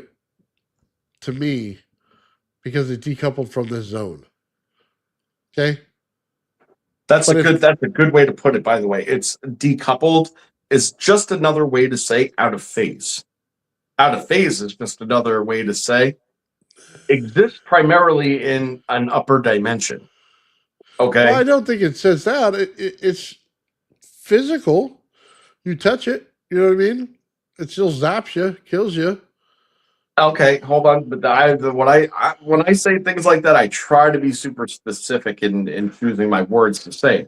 As I said, primarily exists. Primarily, okay. Okay, of a higher dimensional geometry. Okay. Well, what does that mean? Well, it means that a four-dimensional object, okay, can exist as a three-dimensional object in 3 dimensions. Okay. However, you never get to see its entirety. You only ever get to see a fragment of what it is, and that's the amount present in your dimensional reality. So, for instance, 4D objects, okay, are made up of basically 3D objects, okay? 3D objects are to the fourth dimension, okay, what cells are, let's just say, to us. Like, we're made up of all sorts of cells, and Okay. whatever. My point is this, okay? If a 4D object, let's say a 1 foot ball with a 1 foot diameter, okay, in 4D, were to enter into 3D space, okay, you would not see a 1 foot diameter ball. Okay, what you would see is as it starts to crest over our threshold, you would see a pinpoint, and as it began to come closer in, you would see an actual three-dimensional sphere, and it would grow. Okay, and as it hits the central axis point where the diameter is the greatest, you would see the largest representation of the sphere itself. But what's important to know is that even when you see the largest representation of the sphere itself, okay, all those other smaller geometries that you previously saw fell out of your face, okay? And they exist in the 4D. So the volume of it is far greater. It's orders of magnitude greater. That's the point, right? Okay. So, yeah, that's what the dimensionality of it has to do with, like, something like this, Okay. I was just asking on the way people see things, okay? If I just came out and said I had a plasma ball, and I showed you the pink object, but I showed you no field around it, you'd probably say, well, that's kind of like ball lightning sitting there. It's just basically plasma floating in the air. Mhm. And I would say, well, the satellite on the RAV is exactly that every single time. Mhm. It's a ball of energy that sits out there, and we don't see the dimensional plane it's sitting on. Okay? I agree with that. That's what I was saying, why I went into that explanation, because Okay, the yeah. behaviors that we see of ball lightning are reportedly exactly that: meandering, fluctuating in and out, growing and shrinking in size, not being bound to any single axis, and being apparently acting as if resistance is nothing to it. Well, that makes sense, because resistance is nothing to it, because most of its structure is existing outside of the resistance that we experience. Okay, so I guess what I'm saying is this is real simple. If you didn't see that sphere around it, you'd say that's probably ball lightning just sitting there. But if the charge continued to stay within it as you turn the RAV off and it moved around, because it's no longer coupled to that field, it would then meander around everywhere with no place to be because you turned off the energy, right? But it would still have enough energy to run the plasma until it died, right? Mhm. So that's the effect I think is really happening in ball lightning. There's so much charge. It puts so much energy in the ball. The fields are going so fast, it takes a couple of minutes for them to discharge, is what I'm saying. So that's all I was trying to make a point of here, Joe. No, but that's a great point, and it brings me back to actually something that I haven't said in a long time, and it's something that just sounded so fucking crazy when I said it the first time. Right. And it was a question that I asked you. Remember, I said it's about asking right questions, even if they're weird. Ask them, And the question that I have is, when we turn the power off to the RAV, is it gone? Is it Yeah. gone? And I said, I don't know that it ever does, but I think that its frequency change, because you've just turned off that energy, puts it out of phase. And then it just is it's just not present here anymore, because it's not in phase with this dimension, and the way that I suppose this, okay, had to do with the conditioning of the materials.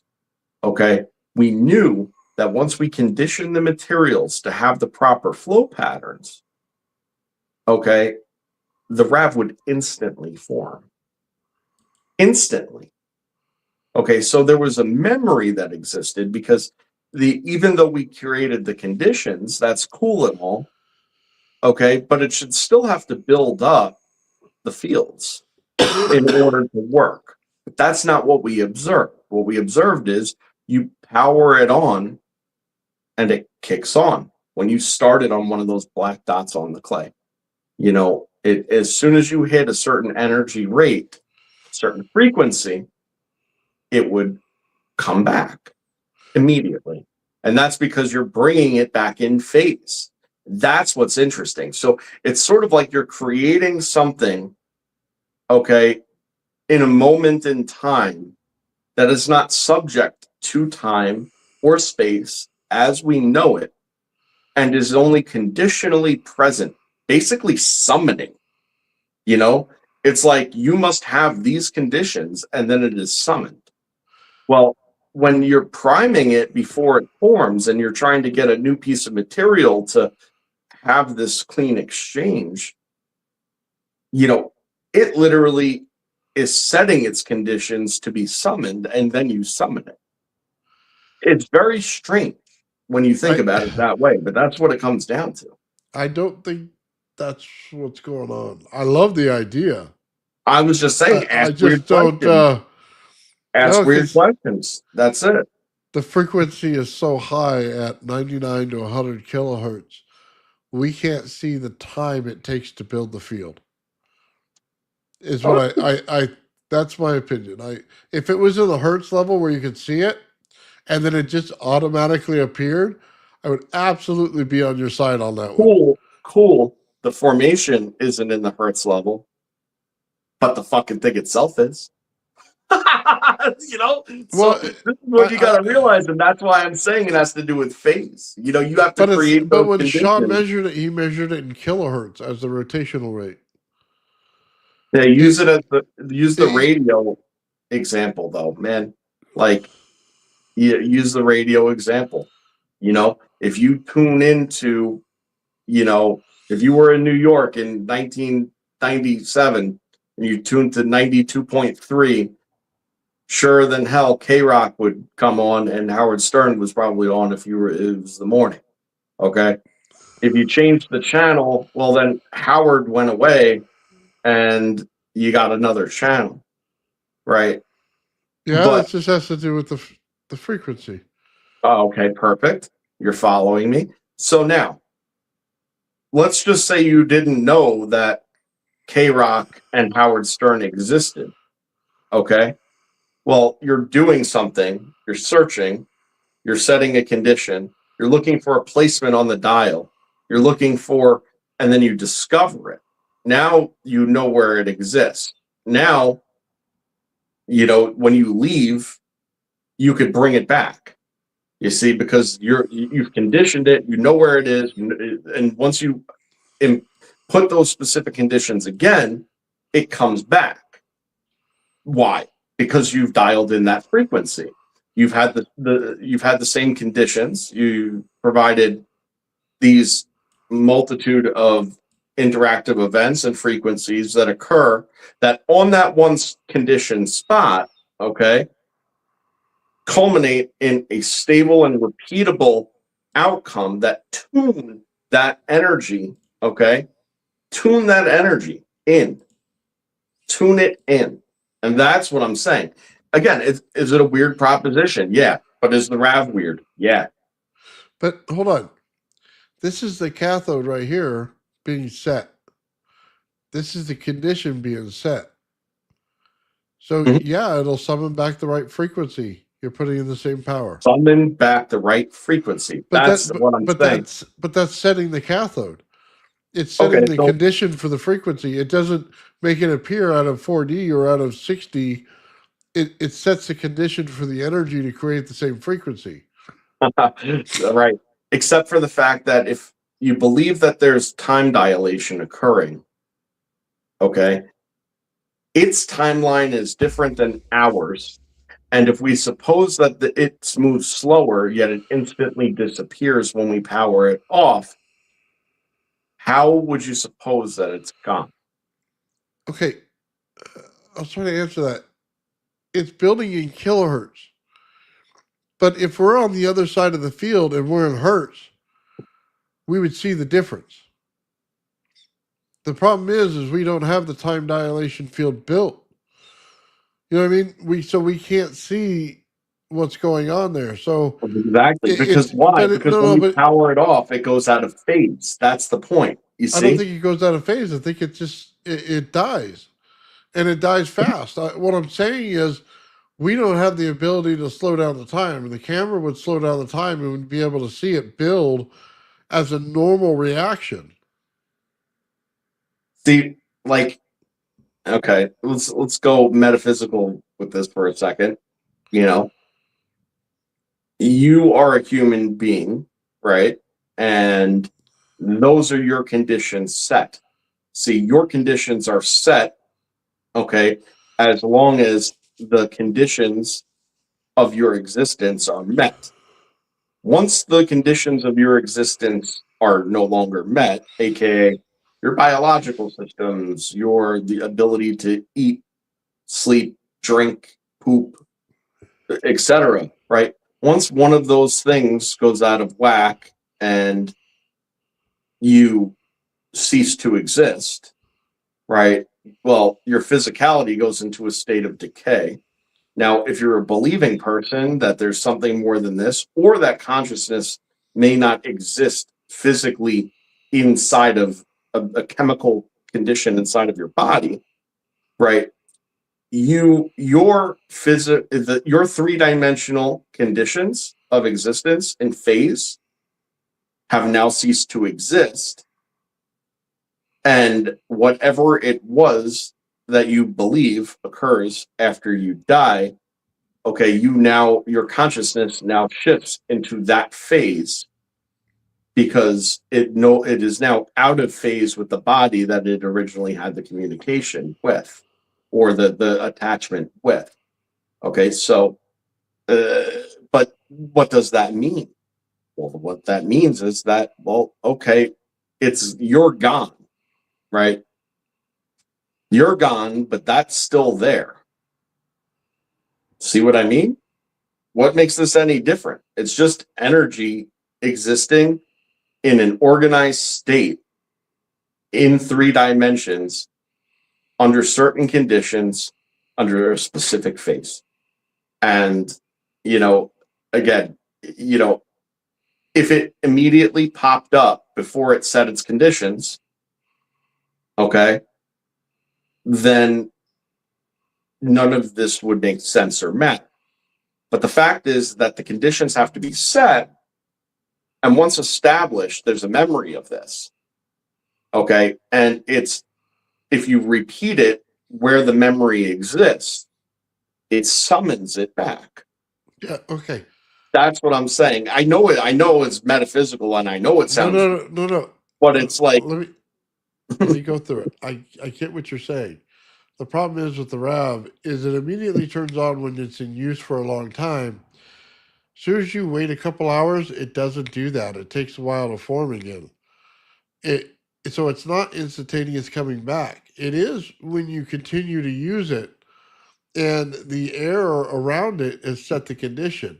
But once that air no longer has that condition, it then takes a while to reform again. Okay. I mean, So, that wasn't my experience with it with the rock. well, that was mine. Because So, I had to sit there and blast my surface, in order to get my conditions set in the first place. But what's weird is that I left it for a month or two before I ran it again when I blew a circuit, and I was waiting for more to come, and I was looking to figure it out. And it fired right up on that spot. Now, as soon as I moved it, it was back to the same old search and grab bullshit, because it wasn't on that state of conditions. It just sets the conditions there, and those conditions bring something back into phase, and that Well, I'm not what that disputing is. that. I'm just Yeah. saying I don't think it goes into the right. Well, you keep saying phase. I don't think that it's a phase. I think it creates the same condition and creates the same energy and the same pathways. I don't think it goes between 4 and 3 dimensions. Not right there. I don't know.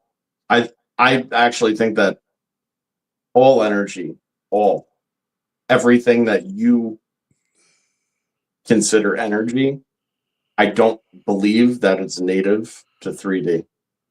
None of it. That's why you don't, in the vacuum of space, okay, it's why you don't see the electromagnetic functions, okay, of any sort of energy, um, perturbation or uh, transient energy, propagation, or anything. It's why you don't see any electromagnetic effects occur three-dimensionally, what in the absence of matter, because the only thing that leads to that manifestation, okay, of any energy at all, is its interaction with matter. That's it. Not light, not current, not magnetism, not anything, not sound, there's not one thing you could say that would be even possibly conceived as a transient energy that is not that is manifest in a vacuum, which means that it is pushing something somewhere. And guess what? It ain't fucking here. All right. It's on the other side of the veil. All right. Now, But as soon as the matter is in its path, okay, this creates a resistance, because what do we know about higher dimensions? They are made up of lower dimensions. That's it. That's how it goes. So once you have the matter interaction, it creates resistance. This resistance manifests itself as energy, manifest energy, in some sort of state of energy or electromagnetism. Okay. And it goes somewhere while it's transient, and it's not here. And that's the point. And anytime that they say, well, you have these small vacuum fluctuations that occur where energy will just pop up randomly, well, those are literal cavitative events that have conditions which make that occur. Okay, because there's so many fluctuations around. See, there's material and electromagnetic fluctuations all over, and as soon as enough of this occurs, there you go. But if you take a form of energy propagation and you have multiple propagations and they're going to intersect and interact, we know what that does, right?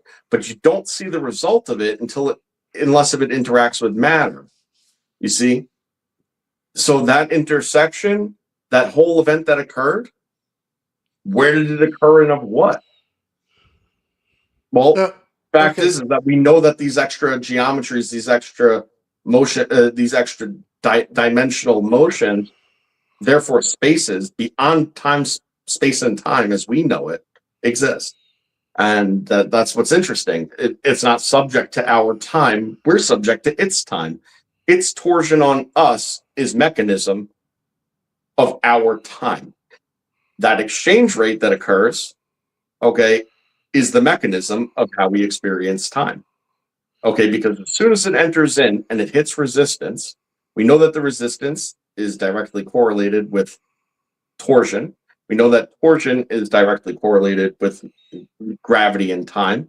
And that we know that all these things only occur, okay, if electromagnetic energy or energy in general is manifest, and it's only manifest in the presence of matter. So do you see what I'm saying? So these waves, they go somewhere until they are interacted with, and then they're here. But while that's happening, they're not here. Okay, If there's no hold on. dust or moisture in the air, you don't see the flashlight in between where you shine it and what it shines on if you have nice clean air. Okay, hold on. I get what you're saying. I also understand that our optics, our eyeballs, cannot pick up these fields. Okay, but there are things that you can do, like blue glass, Egyptian blue glass, something like that, where you can start to see magnetic fields. Now, are you saying that that field is out of a dimension that we basically can see it because we change our light spectrum in order to see it? So it's a different dimension? But Yeah, but hold that is on. what I'm saying. Yes, But we're still interacting with it, correct, regardless. correct. And now see my ball example. Okay, it is here, but we are part of what we are in. But when you Part keep of saying this. dimension, you're saying disappearing. And it's not disappearing, it's just we can't see it. Wow, It's still there. still there. It's still there. It still can be interacted with. It's out of our spectrum of seeing it. You're picking it up, right? It's still there. It's just not here. You see, But but it is here. well, no, not necessarily. Then we're talking two different issues here. Right, right. It's not necessarily here. Its potential and its memory is here. And if the conditions are set to that where that memory lies, then it's restored. It's like a computer, right? Well, you could digitally store information. Okay, cool. So it's a bunch of numbers, whatever. But it's sitting there stored electronically, first of all. Okay, and doing nothing until you access it. And then once your operating system has set the conditions, okay, and then access the memory, then it reappears. That's the thing. So the weird thing about it is that it didn't exist until you created it. But if you're going to create it using the same material, for instance, right, that you're creating it before, once again, recreating it, you're not actually creating it again. You're just bringing it back. Again, it's nuanced and it's a little woo woo woo woo, but let's let's be straight. That's the situation at hand. And does it okay? And then the question can arise: can it lose memory over time? I mean, well, I suppose it could, and maybe that's easily a reason why the conditions then change because they're subject to a 3D environment, right, which is in constant state of fluctuation. If that memory and those conditions change, then it's not a matter of summoning it back. It has to reestablish the conditions to then be created again, and that's sort of what it is. It's like it's incubus, not incubus, a system of a down.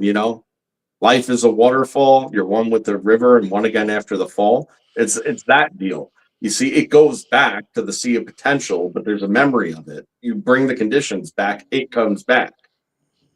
It kind of Okay. sounds a little necromantic, but Yeah. whatever. When we're setting the cathode, though, we're creating a carbon which could be graphene. And as soon as you do that, it has the potential to store memory. But that Yep. doesn't mean that it goes out of phase. It means it'll start fast. It'll be just about immediate, but it doesn't mean that it's out of phase and stays there. Well, if your senses are only capable of picking up, this much of any given spectrum, right? And then there's this whole entire other spectrum that exists outside of it, right? It needs to be within your conditions or your instrument's conditions, which are still this, okay, in order to pick it up. So when you power it down and it meets the resistance, the conditions are no longer met, the frequency changes, and once it falls outside of your very narrow scope of ability to perceive, you can no longer perceive it, but that doesn't mean it doesn't still exist. Like I said, it sounds philosophical, it sounds woo-woo, but what am I saying that's breaking science? Because nothing. It changes frequency, yeah, reduces frequency greatly and immediately. You're only capable of sensing, and 3 dimensions is only capable of holding a certain tune, a certain tuning, right? And once you change that dial and it falls outside of that dimensional tuning or your senses tuning, or, well, then it's not there.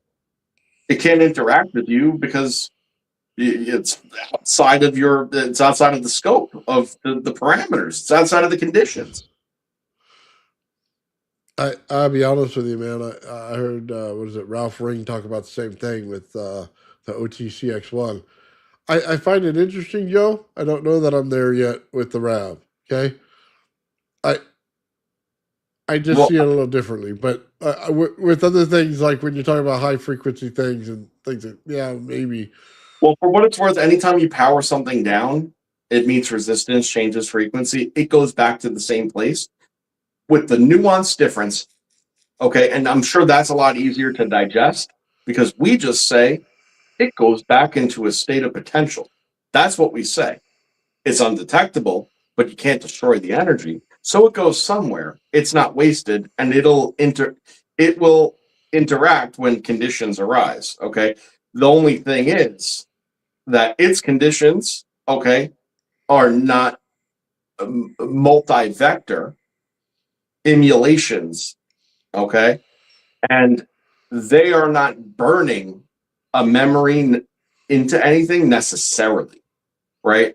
So when you talk about the RAV or you talk about consciousness, something that is emergent and developed and coherent, okay, it's coherence and right, that is what's required to set a memory condition. Once you have a memory set condition, okay, then it's, again, that memory, as long as that memory lasts, okay, can be summoned back if the conditions are met. That's all. That's all I'm saying. It all goes back to the same place, though, the place of what we would just call potential. Yeah, You know, uh, it makes more sense when you start talking about the soul or something like that, or the energy in your body, the light body. That all makes more sense to me than in that way well, than okay. it When you does turn in the off the RAV. Tesla coil, what happens to that field? It Over collapses time. over time. Right. So as the frequency of it changes and drifts further and further away outside of our spectrum and conditions of our dimension, it diffuses into a lower state, undetectable, and back into a state of potential. Right? Okay. So all I'm saying about this is the only difference being, what did the Tesla coil in that example etch its memory into? Probably nothing, because it was only magnetism, and radiant energy, you know. So it didn't have this cyclical. In order for a memory to occur, okay, you must have the same bit pass, okay, and then be recycled through. You have to, because what constitutes a memory in the first place is your ability to reflect on it. If you've diffused out after an occurrence, you never get to look back, okay, which means that the only conditions that memory can be stored, okay, is if it fully cycles through. Okay. Well, and under those conditions, nothing's fully cycling through because everything is pushing off of the matter and diffusing out or cycling in on itself because of the matter. What this is doing is utilizing the matter, you know? It's in direct interaction with. It's tearing it apart. It's restructuring it. It's reforming it. It's bringing Okay, the so same bit of energy through the same hold on, hold on. central point. Let's disperse with the fields of energy and go with the matter. If I put a ball in my hand, will it go out of phase and still be there? Or is it a strictly an energy thing? It's no. I mean, nothing is exempt from this. If the frequency of something drops, it either goes too high or too low, which the measure of what constitutes too high or too low is the Planck scale. Okay. If it goes off that scale, it ceases to exist. That's it. Like but I say that it ceases to exist. But again, as see what I've just spent the last half an hour going over, it actually doesn't cease to exist, but three-dimensionally it does. So it'll go away. And you'll be like, man, that's gone. But the fact is that its frequency just either went too high or low. That's it. I don't know that a frequency change would do that. It would have to be an energy phase change. Of course, a frequency change would do that. No, it wouldn't. Because you could adjust the frequency of the RAV. You can adjust frequency and things. To zero or near zero or below the Planck scale? Well, you just turn it off. Right. Cool. Exactly. You got it. No, I don't got it because it doesn't work that way. I turn shit off on here all the time and it doesn't disappear on me. Well, remember what we were discussing before about you're like, this magnet is fixed. And I'm like, yeah, but the way you're saying is if I go over the light switch, I can turn off my house. Yeah, I mean, what everything is doing, if something stops, if something's frequency that its makeup, drops to a certain level, it ceases to exist. And when you start to look at superconductivity in hyperchill situations, you quickly realize, okay, how the existence and physics of things, okay, at low frequency, at reduced frequency levels, okay, it all starts to break because of the same exact thing. Now, they say, well, that's absolute zero or whatever, right? And that's as cold as it gets. Absolute zero. Well, if you got something to absolute zero, what is deterministic of that? That is the threshold. You see, because if something is absolute zero and it's matter, it stops moving. When it stops, as far as we can perceive, once it stops moving, it ceases to exist. It's not frozen and it's not fucking frozen or something. Okay, hold on. The only way you could do it is on the atomic level. You can't do it by turning things on and off. In the atomic level, you can disperse the atom. Okay? Then things have no basis in matter anymore. They turn to energy. That can happen, but not on a spark gap let me ask you this. or anything like that. It doesn't work I'm gonna destroy your mind. All right. Why does matter exist in like that? It has a memory, it has conditions. What is that? That's the structure, the lattice structure of the molecules. That is the memory. So those conditions, okay, are frozen as far as we're concerned. And as long as nothing changes those conditions, it'll always exist.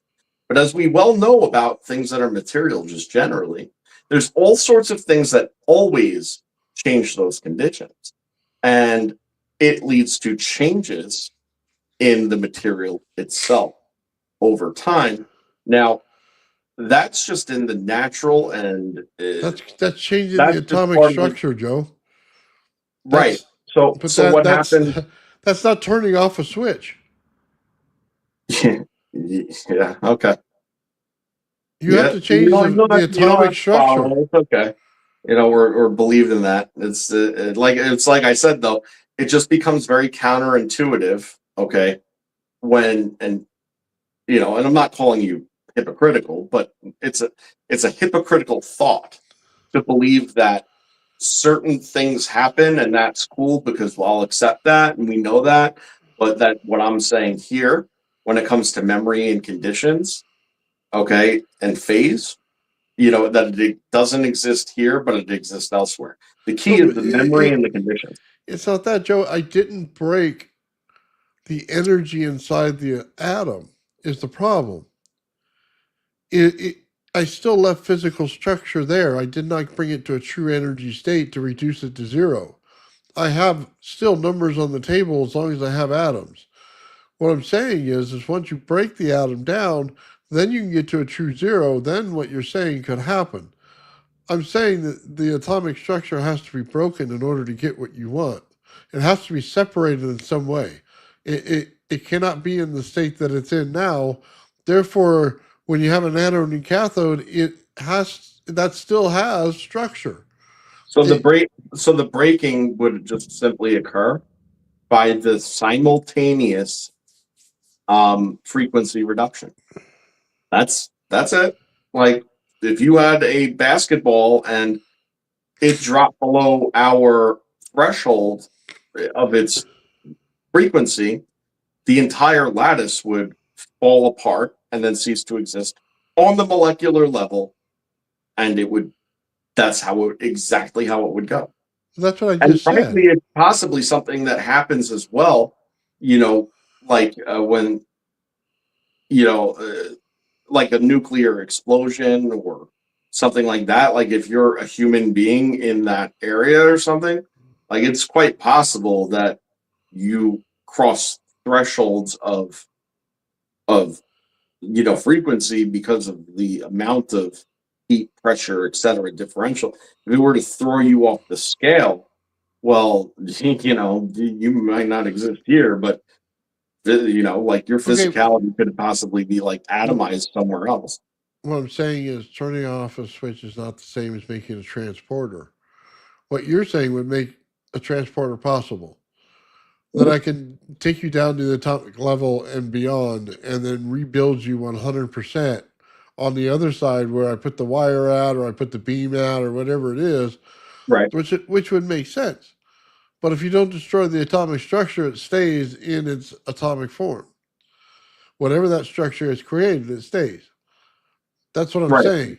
Right. So So that's why I'm asking that's you. actually perfect. That's actually perfect because again, I said that there's two components. The components are a memory, Yeah, okay, we agree. and conditions. So if you have the memory of what it was, and the conditions are then met, then existence will occur. Okay. And ironically, and this is weird, right? But like what if you just like live your life, okay, and nobody knows you, have no childhood memories, you were abandoned, you raised yourself, you went out into the woods, you lived and died there, nobody ever discovered you, nobody ever knew you, nobody has any memory of you, did you ever exist? Yes. Well, okay, but nobody recalls. So the whole point is that like this is the idea behind tombstones and genealogy and things of that nature is trying to preserve something about an individual that there's even a retrospective recollection and remembrance, and something like that is enough potentially, okay, of a memory that their spirit is still quasi related to this world. So what My keeps somebody from granddaughter going watching a back? movie, Joe. Hold on, my granddaughter watching a movie called Coco. Uh-huh. It deals with the I same know them. thing. Yeah. Yeah, right. Right, and it's the same. But you have to realize that we always talk about these ancient practices and how the meaning of it all got lost to time and all this. But the whole entire reason that they have these memorials and people keep these records is that that's the difference between you energetically as an individual and any relationship to this dimension or just being back in the pool. Once you're forgotten, you're just back in the pool, you know? And I don't know, that's just how it is. Yeah. So hold on. I have a question for you. If we say it's like a transporter, right? Mhm. Is going through time like a transporter? I mean, pretty much. I mean, you just dissolve and then you reappear in a different time field or time zone. The funny thing about the dissolution part of it is that it only appears three-dimensionally that we are dissolving, right? So you got to realize that we are present in upper dimensions as part of that already. So you're not, you're not really disappearing. Okay, you're just gaining temporary access where your oscillatory phase, right, actually gains access to yourself there in the higher dimension. You see, there's physicality there. It's not that there's not. It's just one component, one geometry. I'm not saying it looks the same or it is the same or this, that. The point is that right now, if you're experiencing time, okay, there is a part, all of you, okay, is part of some four-dimensional structure that exists and can be observed in that dimension and above. Now, what becomes interesting about it is that you don't only exist necessarily in one circumstance when you're there. Okay, so you would exit here and enter into the part of you that stopped at that moment. Okay, but there's actually a whole bunch of other of you, kind of, so to speak, okay, that's impressed into the memory of that occurred because time is different, runs at a different rate, and there's simultaneous things there's things happening simultaneously, okay, where it might stretch like uh I don't know what a window might look like based on the difference, but let's say that you could actually see yourself doing all sorts of various things over the last year. You see what I mean? And then you have all this other shit in front of you, plus all these other places, because now all of a sudden your 3D world, okay, is just a small part of So the actual so makeup. So your expanse, so you actually are not subject to time and space the same. So you could go here then, so hold you on. know, So my 4D body is going to be watching my 3D body scratch its balls for an hour. That's basically what you're saying. I'm going to go back in time and watch me just do that for hours at a time. actually the funny thing about it, okay, is that the fourth dimensional could probably greatly influence you, okay, but you don't so much influence it because of where your consciousness is tied. So what's weird about it is that actually you have all these versions of yourself going on simultaneously there, right, through a span of I'll get a time, lot of people probably past yelling the at me. future. Okay, but only, but you wouldn't necessarily even perceive it that way unless if you were there, okay? Because the part of you that did that, it's like just simply going about its business of what it did. You see, Uh-huh. because right, or what it's going to do. It's just going about its business, totally oblivious to the shit going on where you are now. Okay, So there you're the observer from that perspective. So could be you 20 you of have me in my room right now and I wouldn't know it. Right, exactly. Right. Would be none the wiser. So it's just literally like it would look like a. You know what it would look like when you look at like something microscopic under a microscope. It has no fucking idea you exist. It has no fucking idea that you're looking at it and observing it. It's just going about its damn business. You know what I mean? And that's exactly it. And more interestingly, most of those smaller structures, right, they're like clear and you could like see into them and see exactly what they are and made of. By the way, when you're in fourth dimension, you see the inside and out of people or things. Okay. Oh, The that's inside and weird. out are the same. Okay. But it's a matter of perspective. Okay. You're incapable of conceiving what something like that may be in this moment.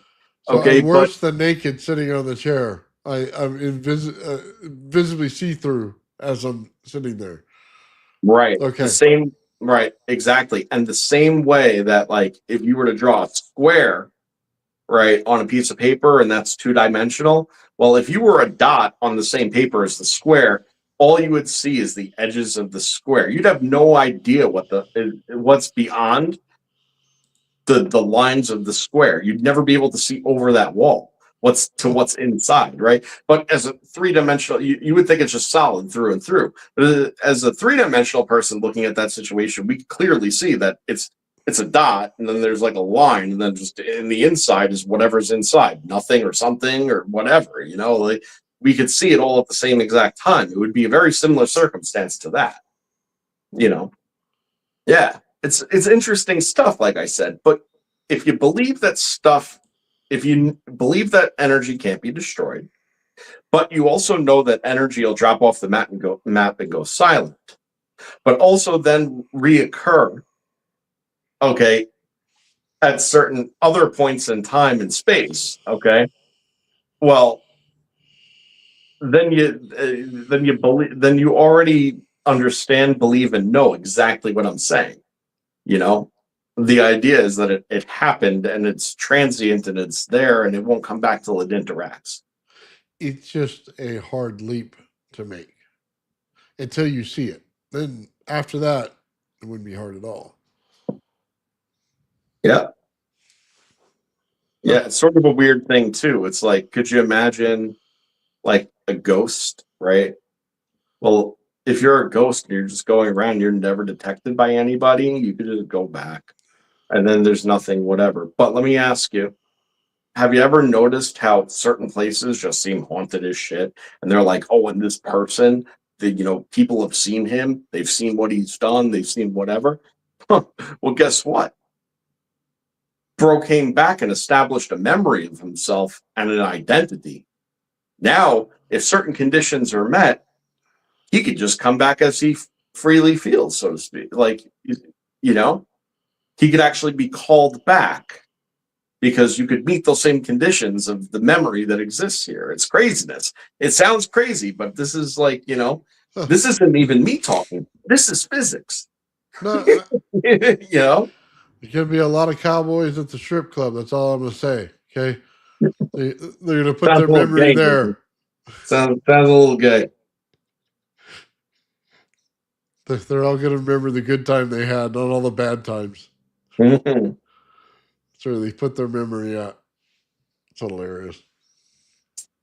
Well, memory imprinting. You remember the story I told about the razor? Yeah. There's a memory imprint, on that object. I better start imprinting things on my stuff so I can come back. Now, the conditions that I met was probably just like caring about it, you know what I mean? Like thinking it's nice, cleaning it up, taking care of it. Like a Once strip I met, club. I get it. right. So once the memory was imprinted on the thing and the conditions were met, all of a sudden, bro was sucked out of wherever the fuck he was and was like, "Who dare disturbs my gay kissing?" You know what I mean? For anybody that watches Al Barry out there, you know what I'm talking Who's rubbing my blade?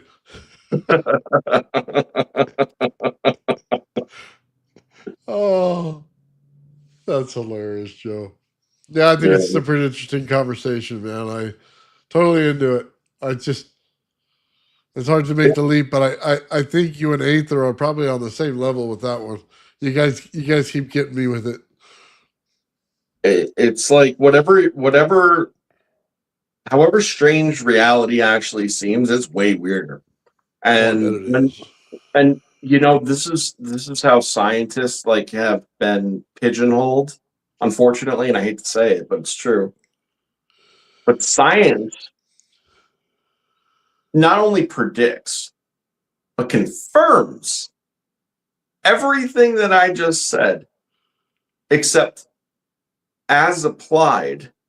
All right, someone along the line decided that you can apply it to whatever you want, but if you start applying it to stuff that seems either spectacular or magical or religious or whatever, well, now you're out of your lane,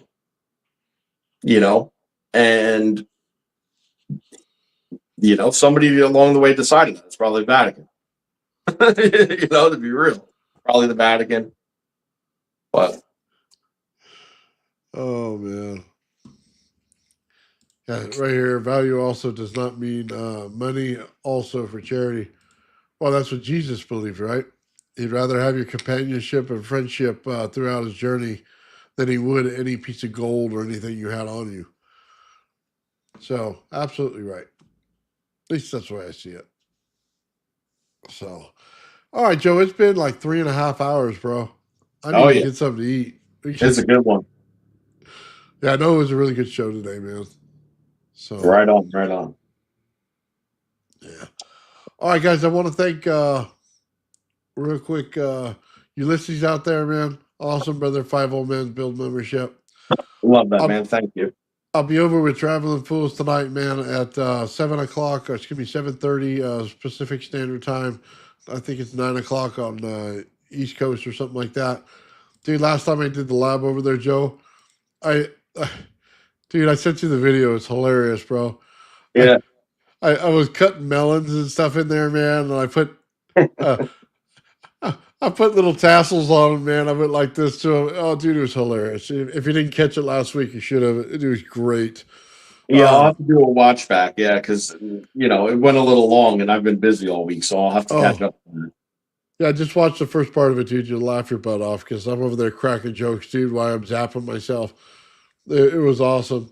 And then, guys, Mike on Faraday's channel in about 30 minutes will go live on Faraday Research. And I believe BurnEye will be over there, and Mike. I might pop over there depending if I can get something to eat fast enough before my other show. So, anyway. Right. Also, don't forget to visit Old Man's Shopify, where you can buy Tesla Coils t-shirts, my artwork, and you could make Nathan and I, rich as pig and shit, and we could just roll around in it and literally be like, whoa, the fucking peasants who fueled our wealth and richness and whatever. I don't think that'll ever happen, Joe. I've been poor my whole life. It's going to continue to be that way. I don't know. Apparently, I said that's what we were doing, so I figured I might as well just keep up with that. No, whatever.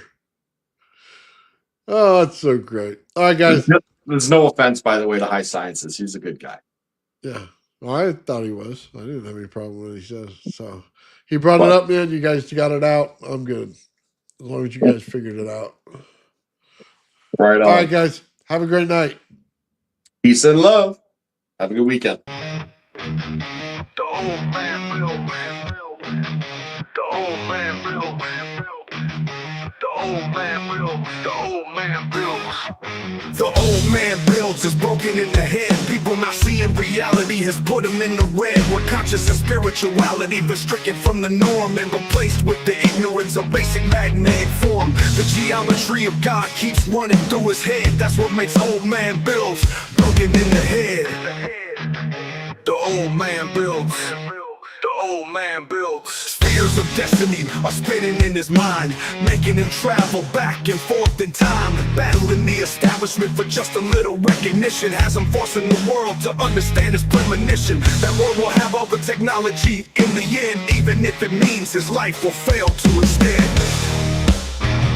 The old man builds.